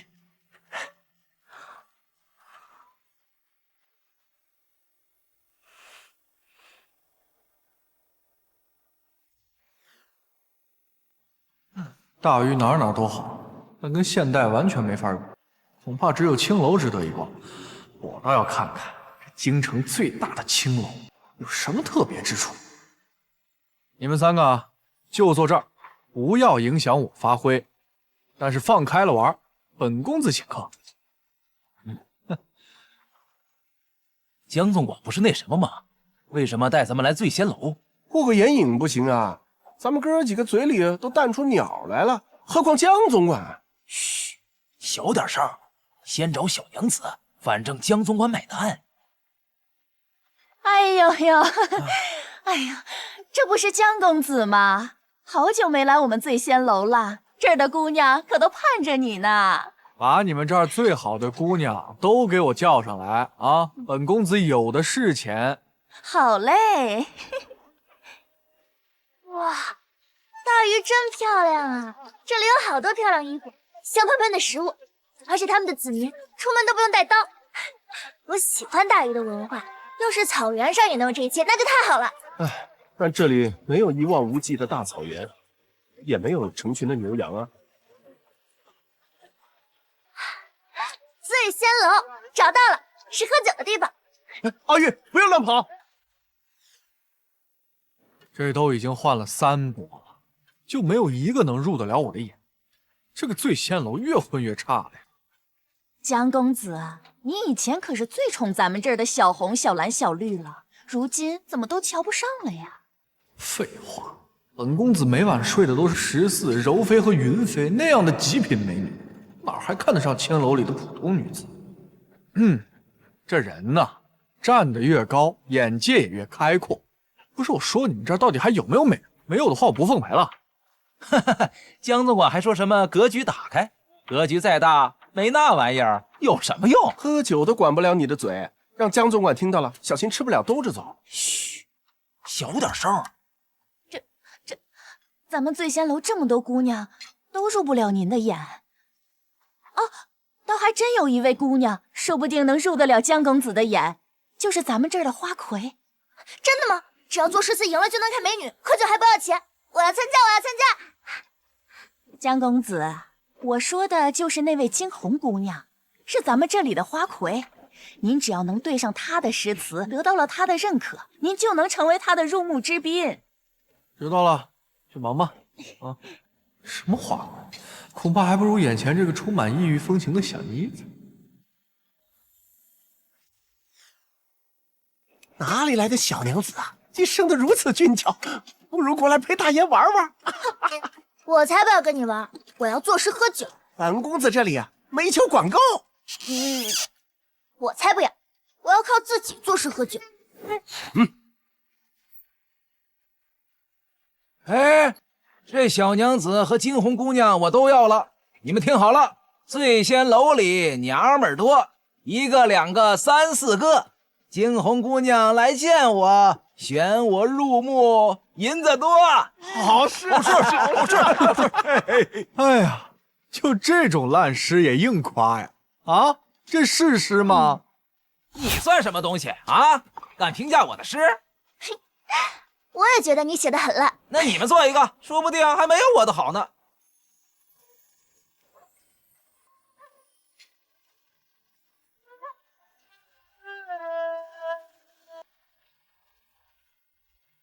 听闻有客人作诗，小女子特地前来洗耳恭听。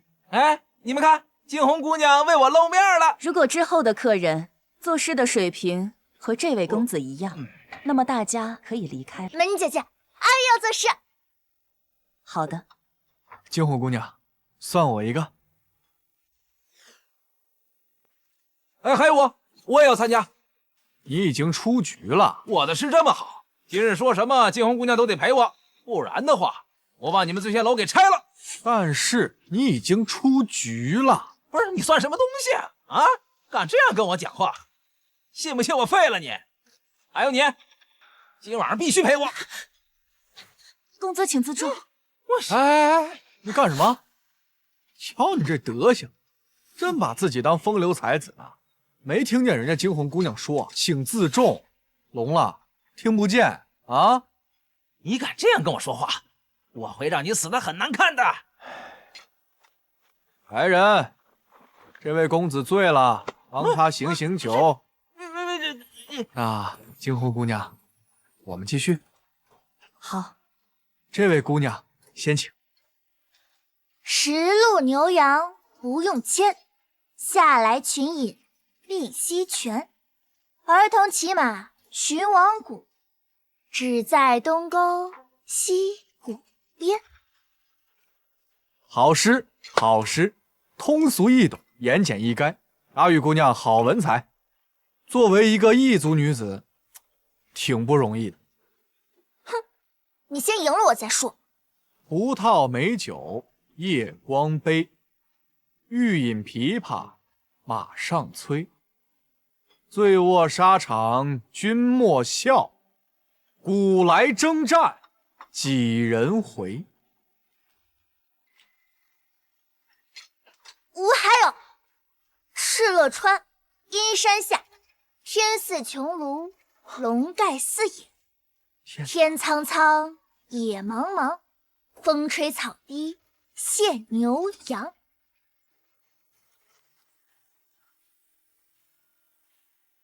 床前明月光，疑是地上霜。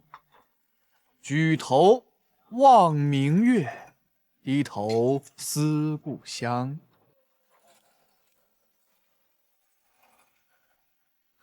阿玉，不好意思，阿玉，我们走。我还没有认输，我会去请教我的先生，下次我一定打败你。哎，算了，我们不会再见面了。哎，那可不一定啊，我们会再见的。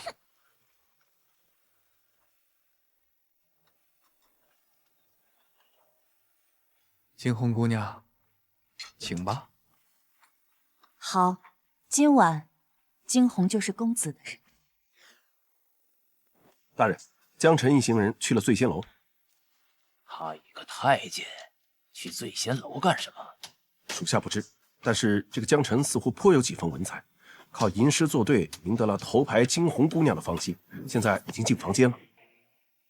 难道这个江晨是个假太监？本王试探多次，却屡屡碰壁，没想到他却自曝身份。赶紧带人去醉仙楼，这次无论如何不能让他再逃脱了。是。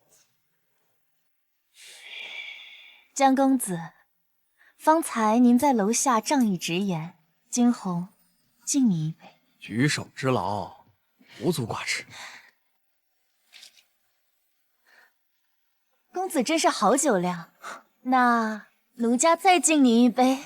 哎呦，今天本公子啊不胜酒力，还是早些休息好。什么东西这么坚硬？当然是本公子的命根子呀！你没醉，你装晕。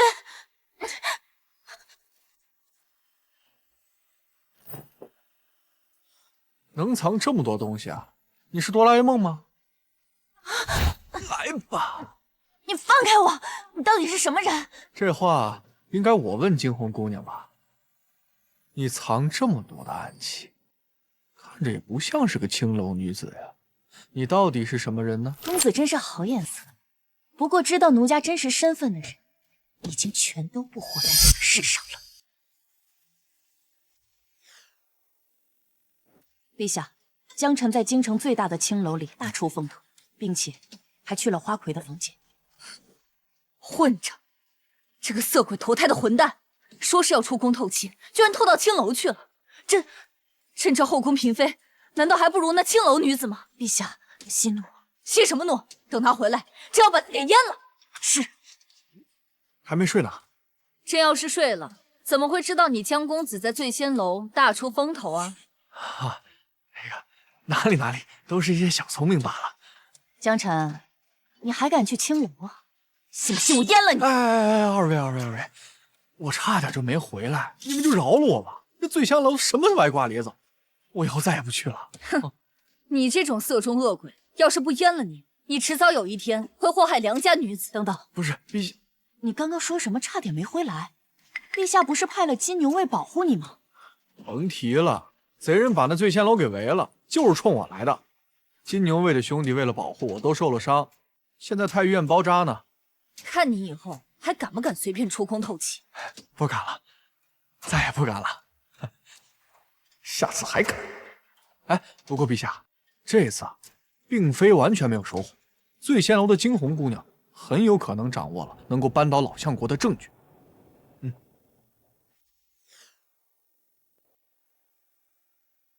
谢远，你披甲挂刀前来面圣，你是何居心？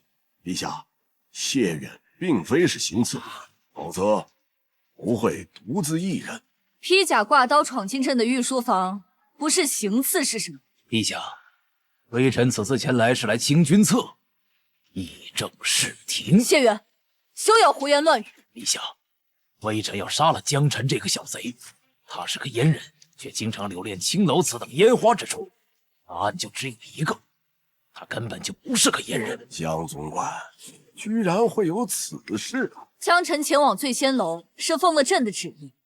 朕听闻头牌惊鸿姑娘国色天香，倾国倾城，而且还是一个未曾失身的清官，于是便派江总管前去醉仙楼走了一趟，请惊鸿姑娘入宫。陛下莫要再为此子找借口，是不是阉人，我等一看便知。放肆！不到黄河心不死，不见棺材不落泪。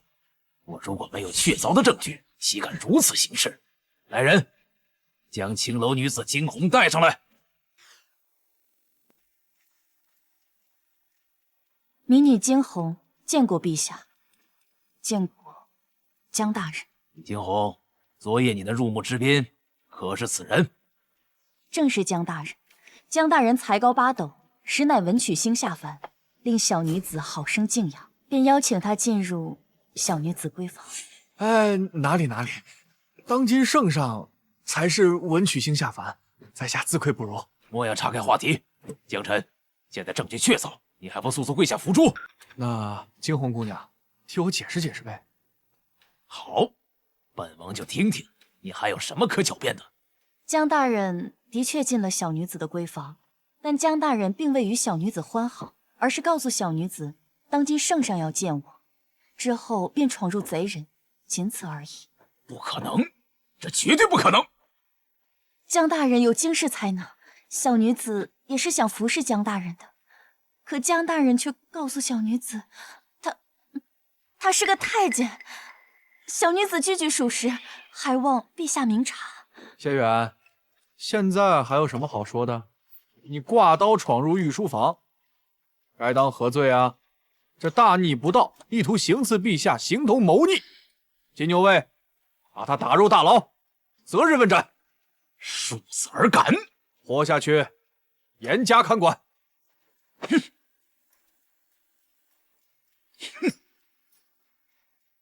启禀陛下，伪蛮使臣已抵达皇宫，是否召见？来得好，今日下午让他们去议政殿恭候。阿玉姑娘，没想到这么快就要见面了。十路牛羊不用牵，下来群饮碧溪泉。儿童骑马寻王谷，只在东沟西谷烟。敕勒川，阴山下，天似穹庐，笼盖四野。这什么情况？北蛮使臣不肯纳贡，扬言要在大虞人士最擅长的诗词领域击败大虞。他们要是输了，愿意双倍纳贡；但倘若他们赢了，今后都将不再纳贡，而且不再向大虞俯首称臣。蜀国本来就应该纳贡，这不是靠拳头比出来的。做诗词是个什么意思啊？你以为陛下不知道？你别忘了，现在那些将士手中都是军械房里的破铁，上战场不是让他们去送死吗？我忘了这茬了。那现在战况如何了？现在已经输2轮了，再输1轮就彻底完了。2个状元都输了，现在没有人敢上场。如果谁再输了，就会被钉在文人界的耻辱柱上。还有谁？堂堂大虞，天朝上国，你作诗竟然比不过我们蛮人。哎，大禹固步自封已久，无论是从诗词还是军事，恐怕早就不如我北蛮国了吧？蛮夷之辈，安敢欺我？难道我大禹无人了吗？老相国，听闻您对诗词颇有研究，能否战胜这个小丫头？陛下，老臣年岁已大，未免有欺压幼小之嫌，恕臣不能应战。如果没有人的话，那我们北蛮以后可就不纳贡了。我看这大禹果真无人，竟无一人敢应战。谁说我大虞没有人了？谁说我大虞没有人呢？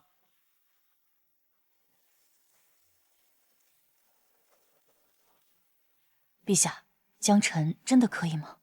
他能在诗词上获得惊鸿姑娘的认可，应该是有几把刷子。你是什么人？这是我们大内总管江辰，江大人。兄台，劳烦让一下啊！大内总管，一个太监，谁跟你是兄台？没看到我正在忙正事吗？滚远点！放肆！听到没有？陛下说你放肆，臭阉人，赶紧滚！你又不是他的对手，你不已经输了吗？你算哪根葱，敢对我指手画脚？你知道我是谁吗？我乃当科状元。当科状元又如何呀？输了就是输了。他是我的手下败将，我凭什么不能对你指手画脚？此女的诗词水平，连我这个大虞青年翘楚的甘拜下风。就你一个小太监，凭什么赢她？是哪首诗啊？听好了，葡萄美酒欲光杯，欲饮琵琶马上催。阿玉姑娘，这首诗是你写的呀？阿玉错了，阿玉实在是太喜欢你的诗了。等等，你这话什么意思啊？哎呀，这首诗是他的，我只是觉得厉害，念出来玩，是你们自己非要跟我比的。蛮人，死太监，你们竟敢联合起来辱我！混账！朕忍你很久了，听到没有？陛下震怒了，你死到临头了！混账！我说的是你，满嘴脏话，还敢自称大虞青年翘楚，哼，瞧不起太监是吧？来人呐，把他给我阉了！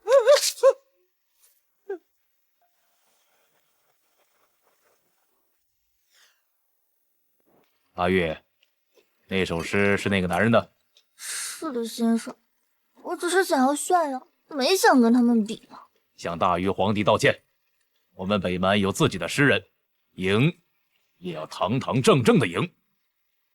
对不起，我错了，我刚才用的是他写的诗，我不是他的对手，甘愿认输。你的诗写得很美，也很厉害。阿玉不是对手，我是北蛮的诗人，我跟你比。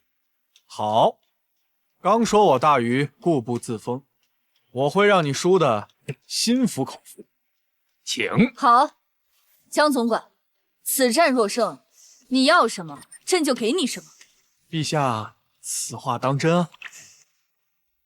一首诗一首诗比太慢了，我会接下来一直作诗。如果你有把握胜过我，可以随时提问。只来一来就来。君不见黄河之水天上来，奔流到海不复。关关雎鸠，在河之洲。窈窕淑女，君子好逑。腾蛇乘雾，一顾倾人城，一顾倾人国。回眸一笑百媚生，六宫粉黛无颜色。十步杀一人，千里不留行。知了拂衣去，深藏功与名。无不服。江辰，你今日不仅为我大禹扳回一城，还创造出了前无古人后无来者，连创百师的战绩。我替陛下问你一句，你想要什么赏赐？赏赐？陛下不都已经把赏赐给我了吗？今夜为夫要你们一起侍寝。邓徒子，你还真是不知羞耻。不愧是我最喜欢的男人。惊鸿姑娘，你可别忘了，你还差我一夜春宵呢。可惜臣妾怀有身孕，没法侍寝。谁说侍寝就一定要做那事儿？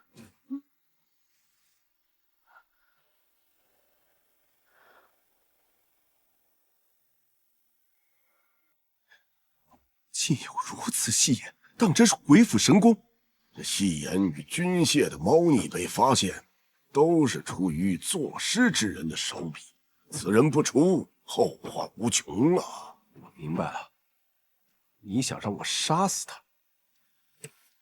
此人竟然如此特殊，让你这个大禹相国不惜与我北蛮合作。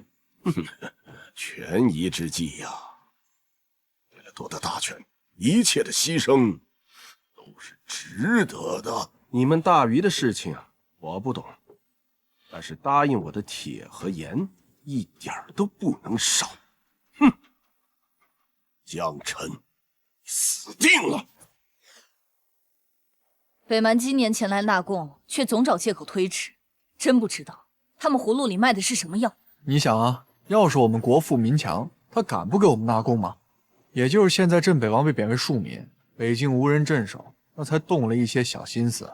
这可如何是好？若北蛮大军压境，北境军队恐怕是无力抵抗了。陛下，你就不用担心了。自从我接管了那个制造局，我打造了上万人的装备，北境坚守一段时间不成问题。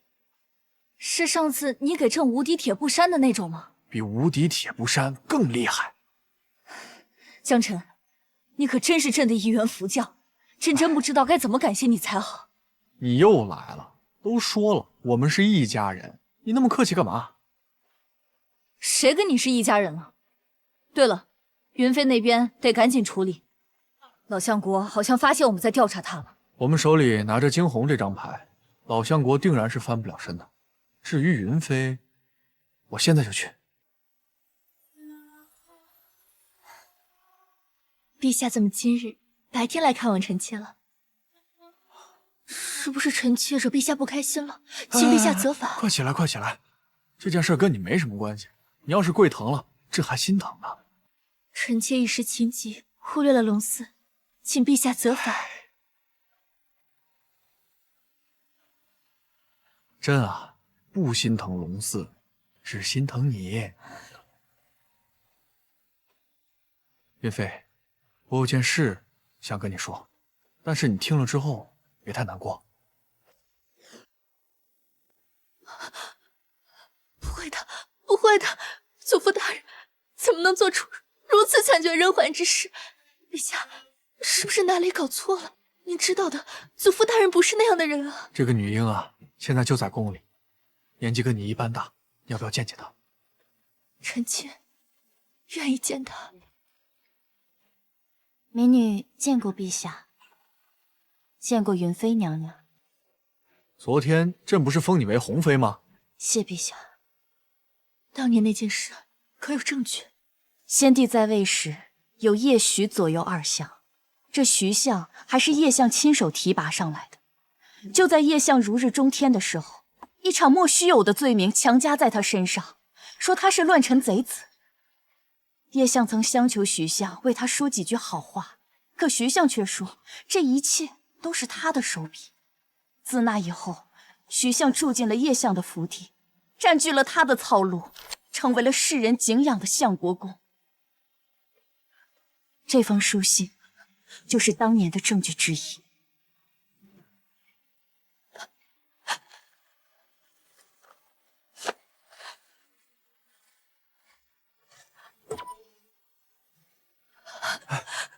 是祖父大人的字迹。那草庐当中，说不定还有我祖父叶相的尸首。我看你面善，不像坏人，有机会的话，记得替我去祭祀一下。臣妾收拾一下，马上回去。好了。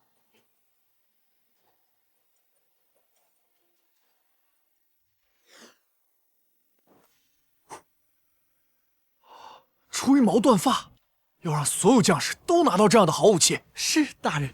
哇，好厉害的宝刀，竟然能吹毛断发！你什么时候进来的？这你别管，这样的好刀肯定很贵吧？100两黄金卖我一把。其实这个刀黄金是吧？你认真的？我最多出到200两黄金，再多真没有了。成交。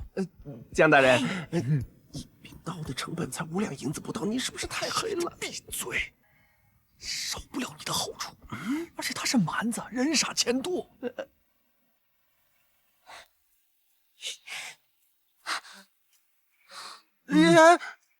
哇，果然是好刀，我要变成高手了。我们有专门试刀的地方，别在这儿乱挥。快走快走，我要试刀。江辰，应该只是看起来一样，对吧？对呀，这个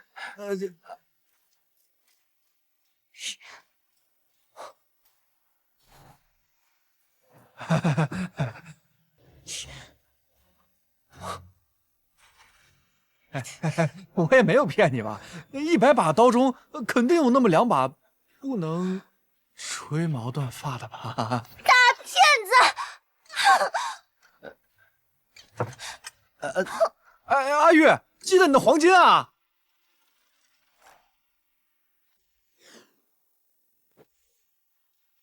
我的小祖宗，你跑哪儿去了？还拿把刀，是不是又给我惹事去了啊？这刀吹毛断发，锋利无比，值不值200两黄金？刀身坚韧，锋利无比，自带血槽。这刀何止200两，1000金都不止，这足以当我北蛮的镇国之宝了。这刀这么厉害的吗？傻丫头，你从哪儿得到的这把刀？一刀只需轻轻一挥，便能轻易斩断大于士兵的盾牌。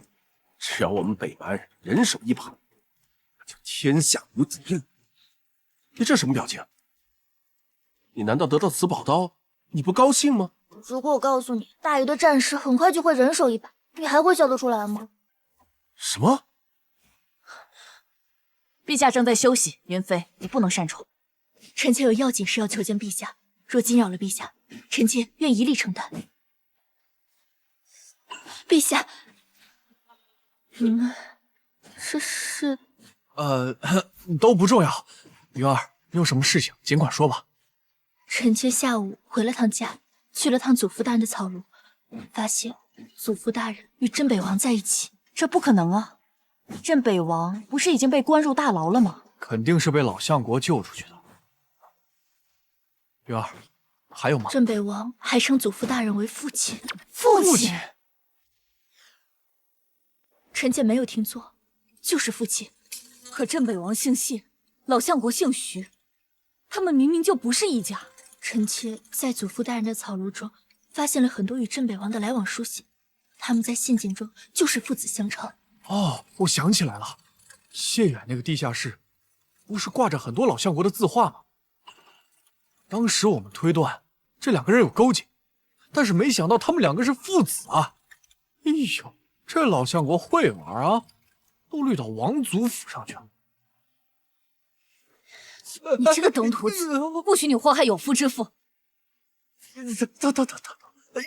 轻点，陛下。陛下，您为何称他为陛下？到底谁才是真正的陛下？这位才是真正的陛下。至于你口中的陛下，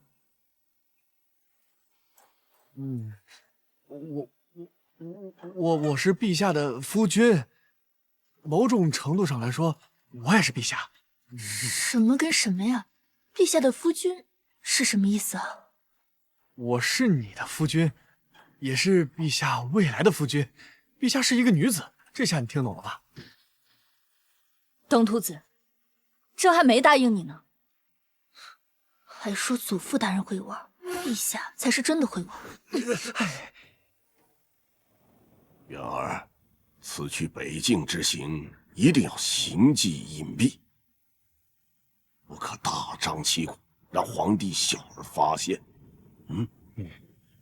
为父盼着你有一天率领大军夺得大权的一天。父皇保重。儿臣只恨没能亲手宰了那个狗阉人。无妨，明年的今天就是他的忌日。父皇是有什么安排吗？戏言、军械、诗词，觉得北蛮人能容得下他吗？为何容不下？我们已经决定终止与阁下的合作，转而和江辰大人合作。北蛮使臣，你为何终止合作？难道希望我大禹永镇北蛮吗？大禹的相国啊，你根本不知道我们北蛮想要的是什么，也不知道我们害怕的是什么，这才是我们无法合作的真正原因。和一个阉人合作，真是不知羞耻。那被阉人打败的你，有什么资格说这话？用你们大禹的话来说，两个井底之蛙，根本不知道自己面对的是什么对手。你胆敢再说一遍？无知！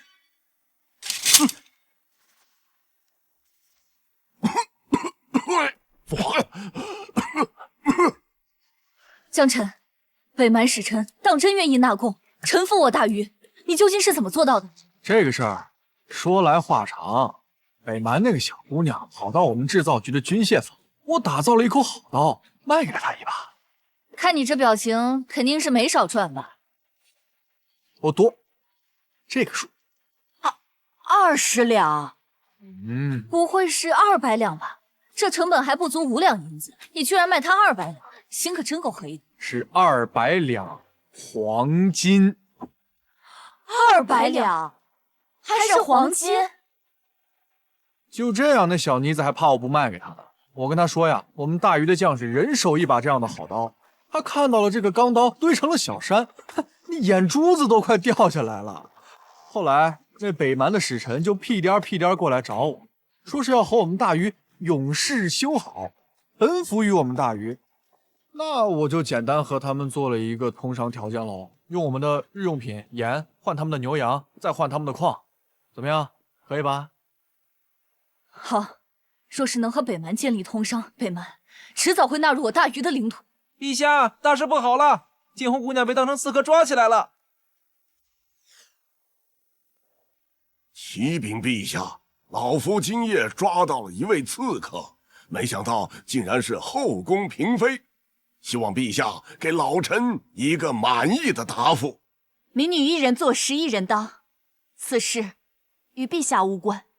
这傻丫头，一个没看住就去做傻事，也罢，也差不多到摊牌的时候了。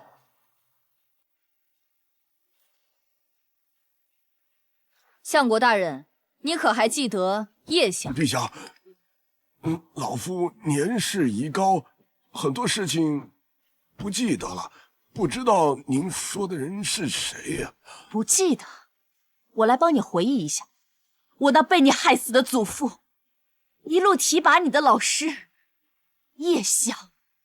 这些年来，我无时无刻不想杀了你。我叶敬侯背负叶家100余口人的血债，活到今天，就是为了跟你做个了断。难不成你就是叶家那个活下来的娃娃？你应该叫叶翩然才是。没错，我就是叶翩然，我化名惊鸿，委身于此，只是为了结交达官显贵，好找到刺杀你的机会。哼，我倒是没想到啊，你这个老贼竟然不结交任何官员，反而总是待在草庐。怎么，你想祈求我祖父原谅你不成？老夫这一生对得起所有人，唯独对不住叶相。事已至此，老夫也没有什么不敢承认的了。不错，叶相的死跟老夫有关，他的尸首就埋藏在老夫的草庐之下，枯坐草庐10余载，终于等到了今天。等这一天，你这话是什么意思？你不是想问老夫为何要害叶相一家吗？老夫与叶相亦师亦友，亲密无间，并非是老夫要他的命，而是他功考震主，是先帝要了他的命啊！不可能！先帝圣明，怎么可能做出如此伤天害理之事？世人皆道我徐安狼心狗肺，为了功名利禄，杀害了自己亦师亦友的叶相。若不是良心使然，我怎会枯坐草庐10余载，做给谁看呢？伴君如伴虎，功高一震主，古人诚不欺我呀。难道真的不是你？那我该找谁报仇？惊鸿姑娘，先帝是先帝，陛下是陛下，冤有头，债有主。这我倒是知道。当年那件事发生的时候，陛下应该还没有出生，我也不至于是一个是分不分的人。当年我是为了自保，葬送了叶相一家，这个仇你应该找我报。不过今日老夫还有一件秘密，隐藏了10余年的秘密，想公布于众。是镇北王谢远是你的亲生儿子这件事吧？混账，胡说八道！这是云飞亲口告诉我的，他还拿了你们互相往来的书信。你不是已经把谢远送走了吗？还有必要装吗？没想到我这一世的英名竟然被自己的孙女儿给葬送了。不过老夫今天要说的不是这个，而是另外一件事，那就是当今圣上她是女儿身。什么？当今圣上竟然是女儿身？女子怎能做皇帝？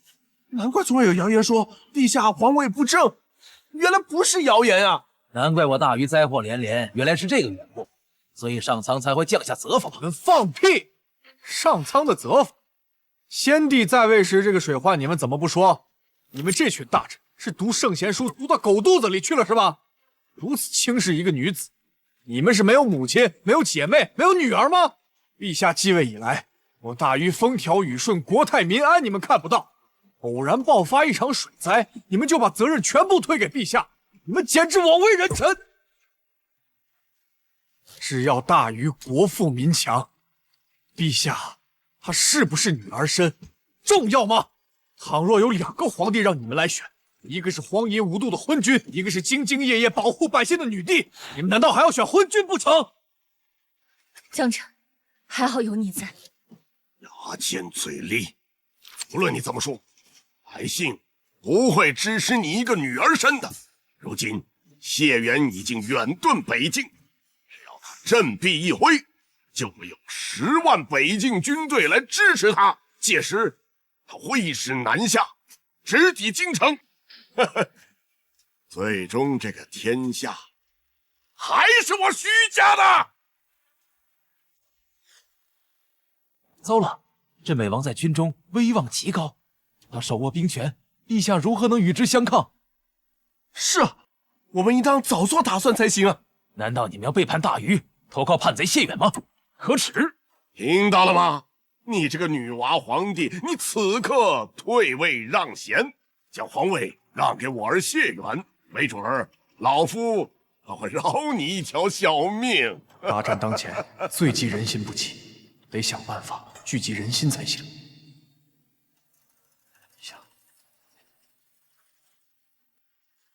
诸位爱卿，你们的想法朕都听到了。有人观望，有人投敌，有人反抗。若想投入谢远麾下的，现在可自行离去，朕只当没有这个臣子。但日后你们可莫要后悔。选择支持朕或者观望的人，必然会得到朕重用。但倘若再生二心，朕可不会给你们第二次机会。哎呀，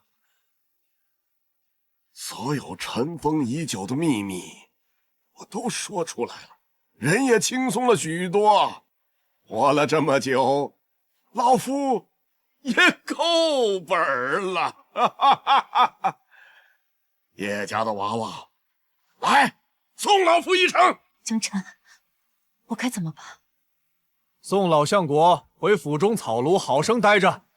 庶子，你要做什么？杀人不如诛心，想现在死，可没那么容易。好好在草庐里待着吧。对，我相信我的祖父也乐意看见你一点一点的慢慢的死去。我要你们杀了我！杀了我！我要你们杀了我！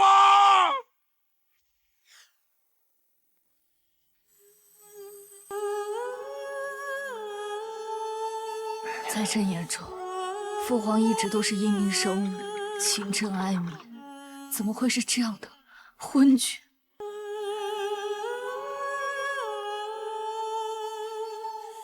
江辰，如果有一天朕也变成我父皇那样，你会离开我吗？陛下，你在我心里是最重要的，我当然不会离开。而且在我眼里，你就是一个勤政爱民的好皇帝，我比任何人都要清楚这一点。真的吗？朕不信。哎，别再喝了，陛下，别再喝了，不喝了，时候不早了，我扶你去休息吧。你们不可信，都不可信。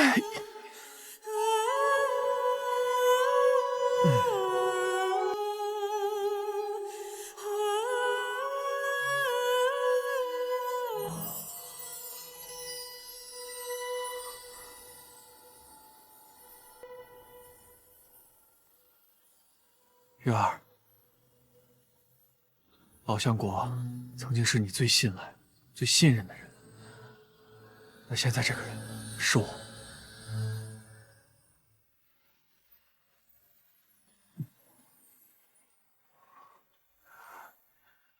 江辰，当徒子。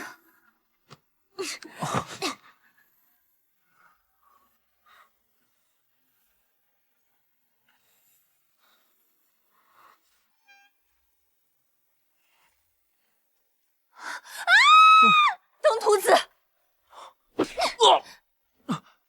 你干嘛？我干嘛？小声点，小声点！你谋杀亲夫你！陛下，刺客在哪儿？没有刺客，那个他乱叫呢。好你个登徒子，竟敢趁虚而入，对朕下手！看朕今天非杀了你不可！哎，月儿，你昨天喊相公不要停的，可不是这个态度啊！朕今日非杀你！十四，守着门，今天为夫要一阵夫纲。陛下，我有一个好消息，一个坏消息，你想听哪个？朕喜欢先苦后甜，坏消息吧？坏消息嘛，就是谢远夺了北境的兵权，到处宣扬你是女儿身，他昭告天下，要带先帝夺回帝位。现在已经挥师南下了，还有3日就会抵达京城。意料之中。那好消息呢？好消息就是我们的北蛮盟友陈兵边境，牵制了谢远大量主力。他现在手里只有8万人。20多万变8万，确实是一个好消息。京城的禁军和金牛卫加起来有1万，守城应该是足够了。守城？守什么城啊？你把那1万人给我，还有那个金牛卫，我现在去杀穿他们。你别乱来。就算朕败了，江山丢了，你也要好好的活着，替朕照顾好14和其他姐妹。14誓死追随陛下，寸步不离。哎，你们俩说什么呢？瞎胡闹吗？且不说这江山丢不掉，就算丢了，也由我来守护你们周全。我们随便找个地方东山再起啊！你依然是大禹的君王。朕乃大禹女帝，若是不能为民守土，又怎能再以君王自居？启禀陛下，百官已至议政殿，是否起驾？起驾。众爱卿想必都已经知道朕是女儿身了吧？朕虽为女儿身，但却自幼被先帝以男儿的方式锤炼打磨，16年，足以让一个无忧无虑的女子成为一代冷血的王侯。朕在位期间，政通人和，风调雨顺，北蛮臣服，偶遇天灾人祸，也都很快平息。朕承诺，我大禹未来只会更加强盛。在座的诸位，都是我大禹的肱骨，我大禹的国之柱石。陛下刚才说北蛮臣服，可微臣听到消息，北蛮陈兵边境，意欲进攻我大禹呢。这是为了帮助我们大禹牵制住北京数十万将士。现在谢远能调动的部队只有8万人马。陛下如何保证北蛮不会突然改变主意，大肆进攻边境？我能保证他们不会改变主意。北蛮使臣不是已经走了？你如何代表北蛮使臣做决定啊？我是北蛮公主，北蛮王是我爹，我的话他一定会听。阿玉，你这样不是暴露自己，增加自己的危险吗？我还不是为了帮你啊！不许凶我。好，即便如此，谢远依旧有8万大军，京城满打满算只有不到1万兵卒，如何与之抗衡？诸位大臣可还记得军械坊贪污军费的案子？自然记得，这和谢远大军压境有何关联？那你应该知道，北境士兵用的都是什么破铜烂铁。公羊通，呈上来。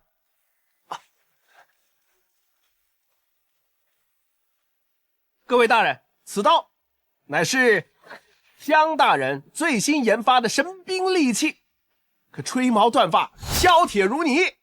这把是北境人用的兵器。如此宝刀肯定造价不菲吧？造出来多少柄？此刀造价低廉，质量惊奇，如今已有上万把。此刀造价仅需要5两银子。臭江臣，你还200两黄金！公羊通，还有吗？各位大人，哎，我大禹士兵有如此神武，定能以一当百，天佑大禹！天佑陛下，天佑大禹！天佑陛下，天佑大禹！陛下，谢远用箭使传来书信，邀您明天城外相见，双方携带人数不得超过5个。不用想，肯定是个鸿门宴。就算知道是鸿门宴，朕也不能不去。这是为何？朕代表的是大禹的脸面和底气，如果我连出城见一面的胆气都没有，那他的计谋就得逞了。月儿，你想好了？夫君，对不起，朕是大禹的王，朕必须得去。陛下，我同你一起去。好，那就一起去。那再带2名金牛卫？不用，我想好办法了。10月，没想到你还真敢来，勇气可嘉呀！谢远，你也太小瞧朕了。朕乃大禹女帝，岂会惧怕你一个小小的反贼？本王有8万大军，你必败无疑。8万大军，我劝你乖乖的投降，把皇位让给我。本王可败，不可降。无谓的反抗。行了，谢远，别废话了，你现在就一条路，跪下求饶，我让陛下给你一条全尸。正好。你来，本王是最开心的。本王要一刀一刀的亲手将你活剐。一个人带着3个女人，这个蒙着面的不知道是谁呀？你们还想跑？对，你也可以把他们都抛下，自己跑。本王再亲手把你抓回来，这样不是更有趣？你真有意思！我来都来了，跑什么呀？再说了，你凭什么有能力弄死我们几个？谢远，你真的敢动手吗？你就不怕在史书上遗臭万年？本王把你们都杀了，史书由本王来写，怕什么皇位正不正？活住他们！惊鸿，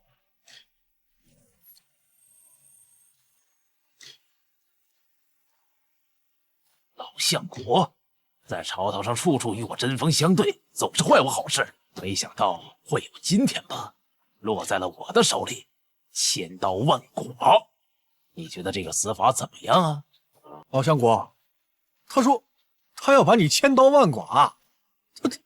谢远，朕早就已经知道你们的父子关系了，不然你以为朕为何特意将他带过来？知道又怎么样？你以为威胁到本王吗？元儿，为父只能帮你到这儿了。想死，那么容易？父亲，为了孩儿的无上荣耀，只好委屈您了。反正这世上没几人知道您是我的亲爹。给我杀！爹爹，这是什么呀？这个呀是火枪。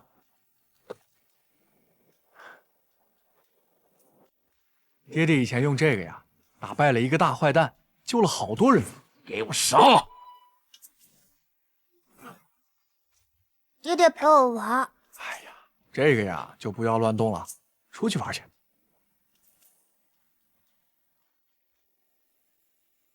哼，臭爹爹不陪我玩，我去告我娘去。动不动就告你娘，你娘才不搭理你呢。爹爹还有事情要忙，你去外面玩会儿啊，去吧。哎呀，总算是糊弄走了。我算是知道夫君为什么只保大不保小了。我的孩子马上就会走路了，以后怕是日子不好过了。你们可真是站着说话不腰疼，我们都还没怀上呢。各位姐姐，还是多体谅体谅夫君吧，毕竟不胜腰力呀。回头我就去封信给爹爹，让他把虎王鞭从北京寄过来。朕明日就下令，让太医院全力搜集良方，一定让姐妹们都怀上。我这是逃出虎穴，又进狼窝是吧？姐妹们，听朕旨意，按住夫君，千万别让他跑了。遵命。别跑，别跑！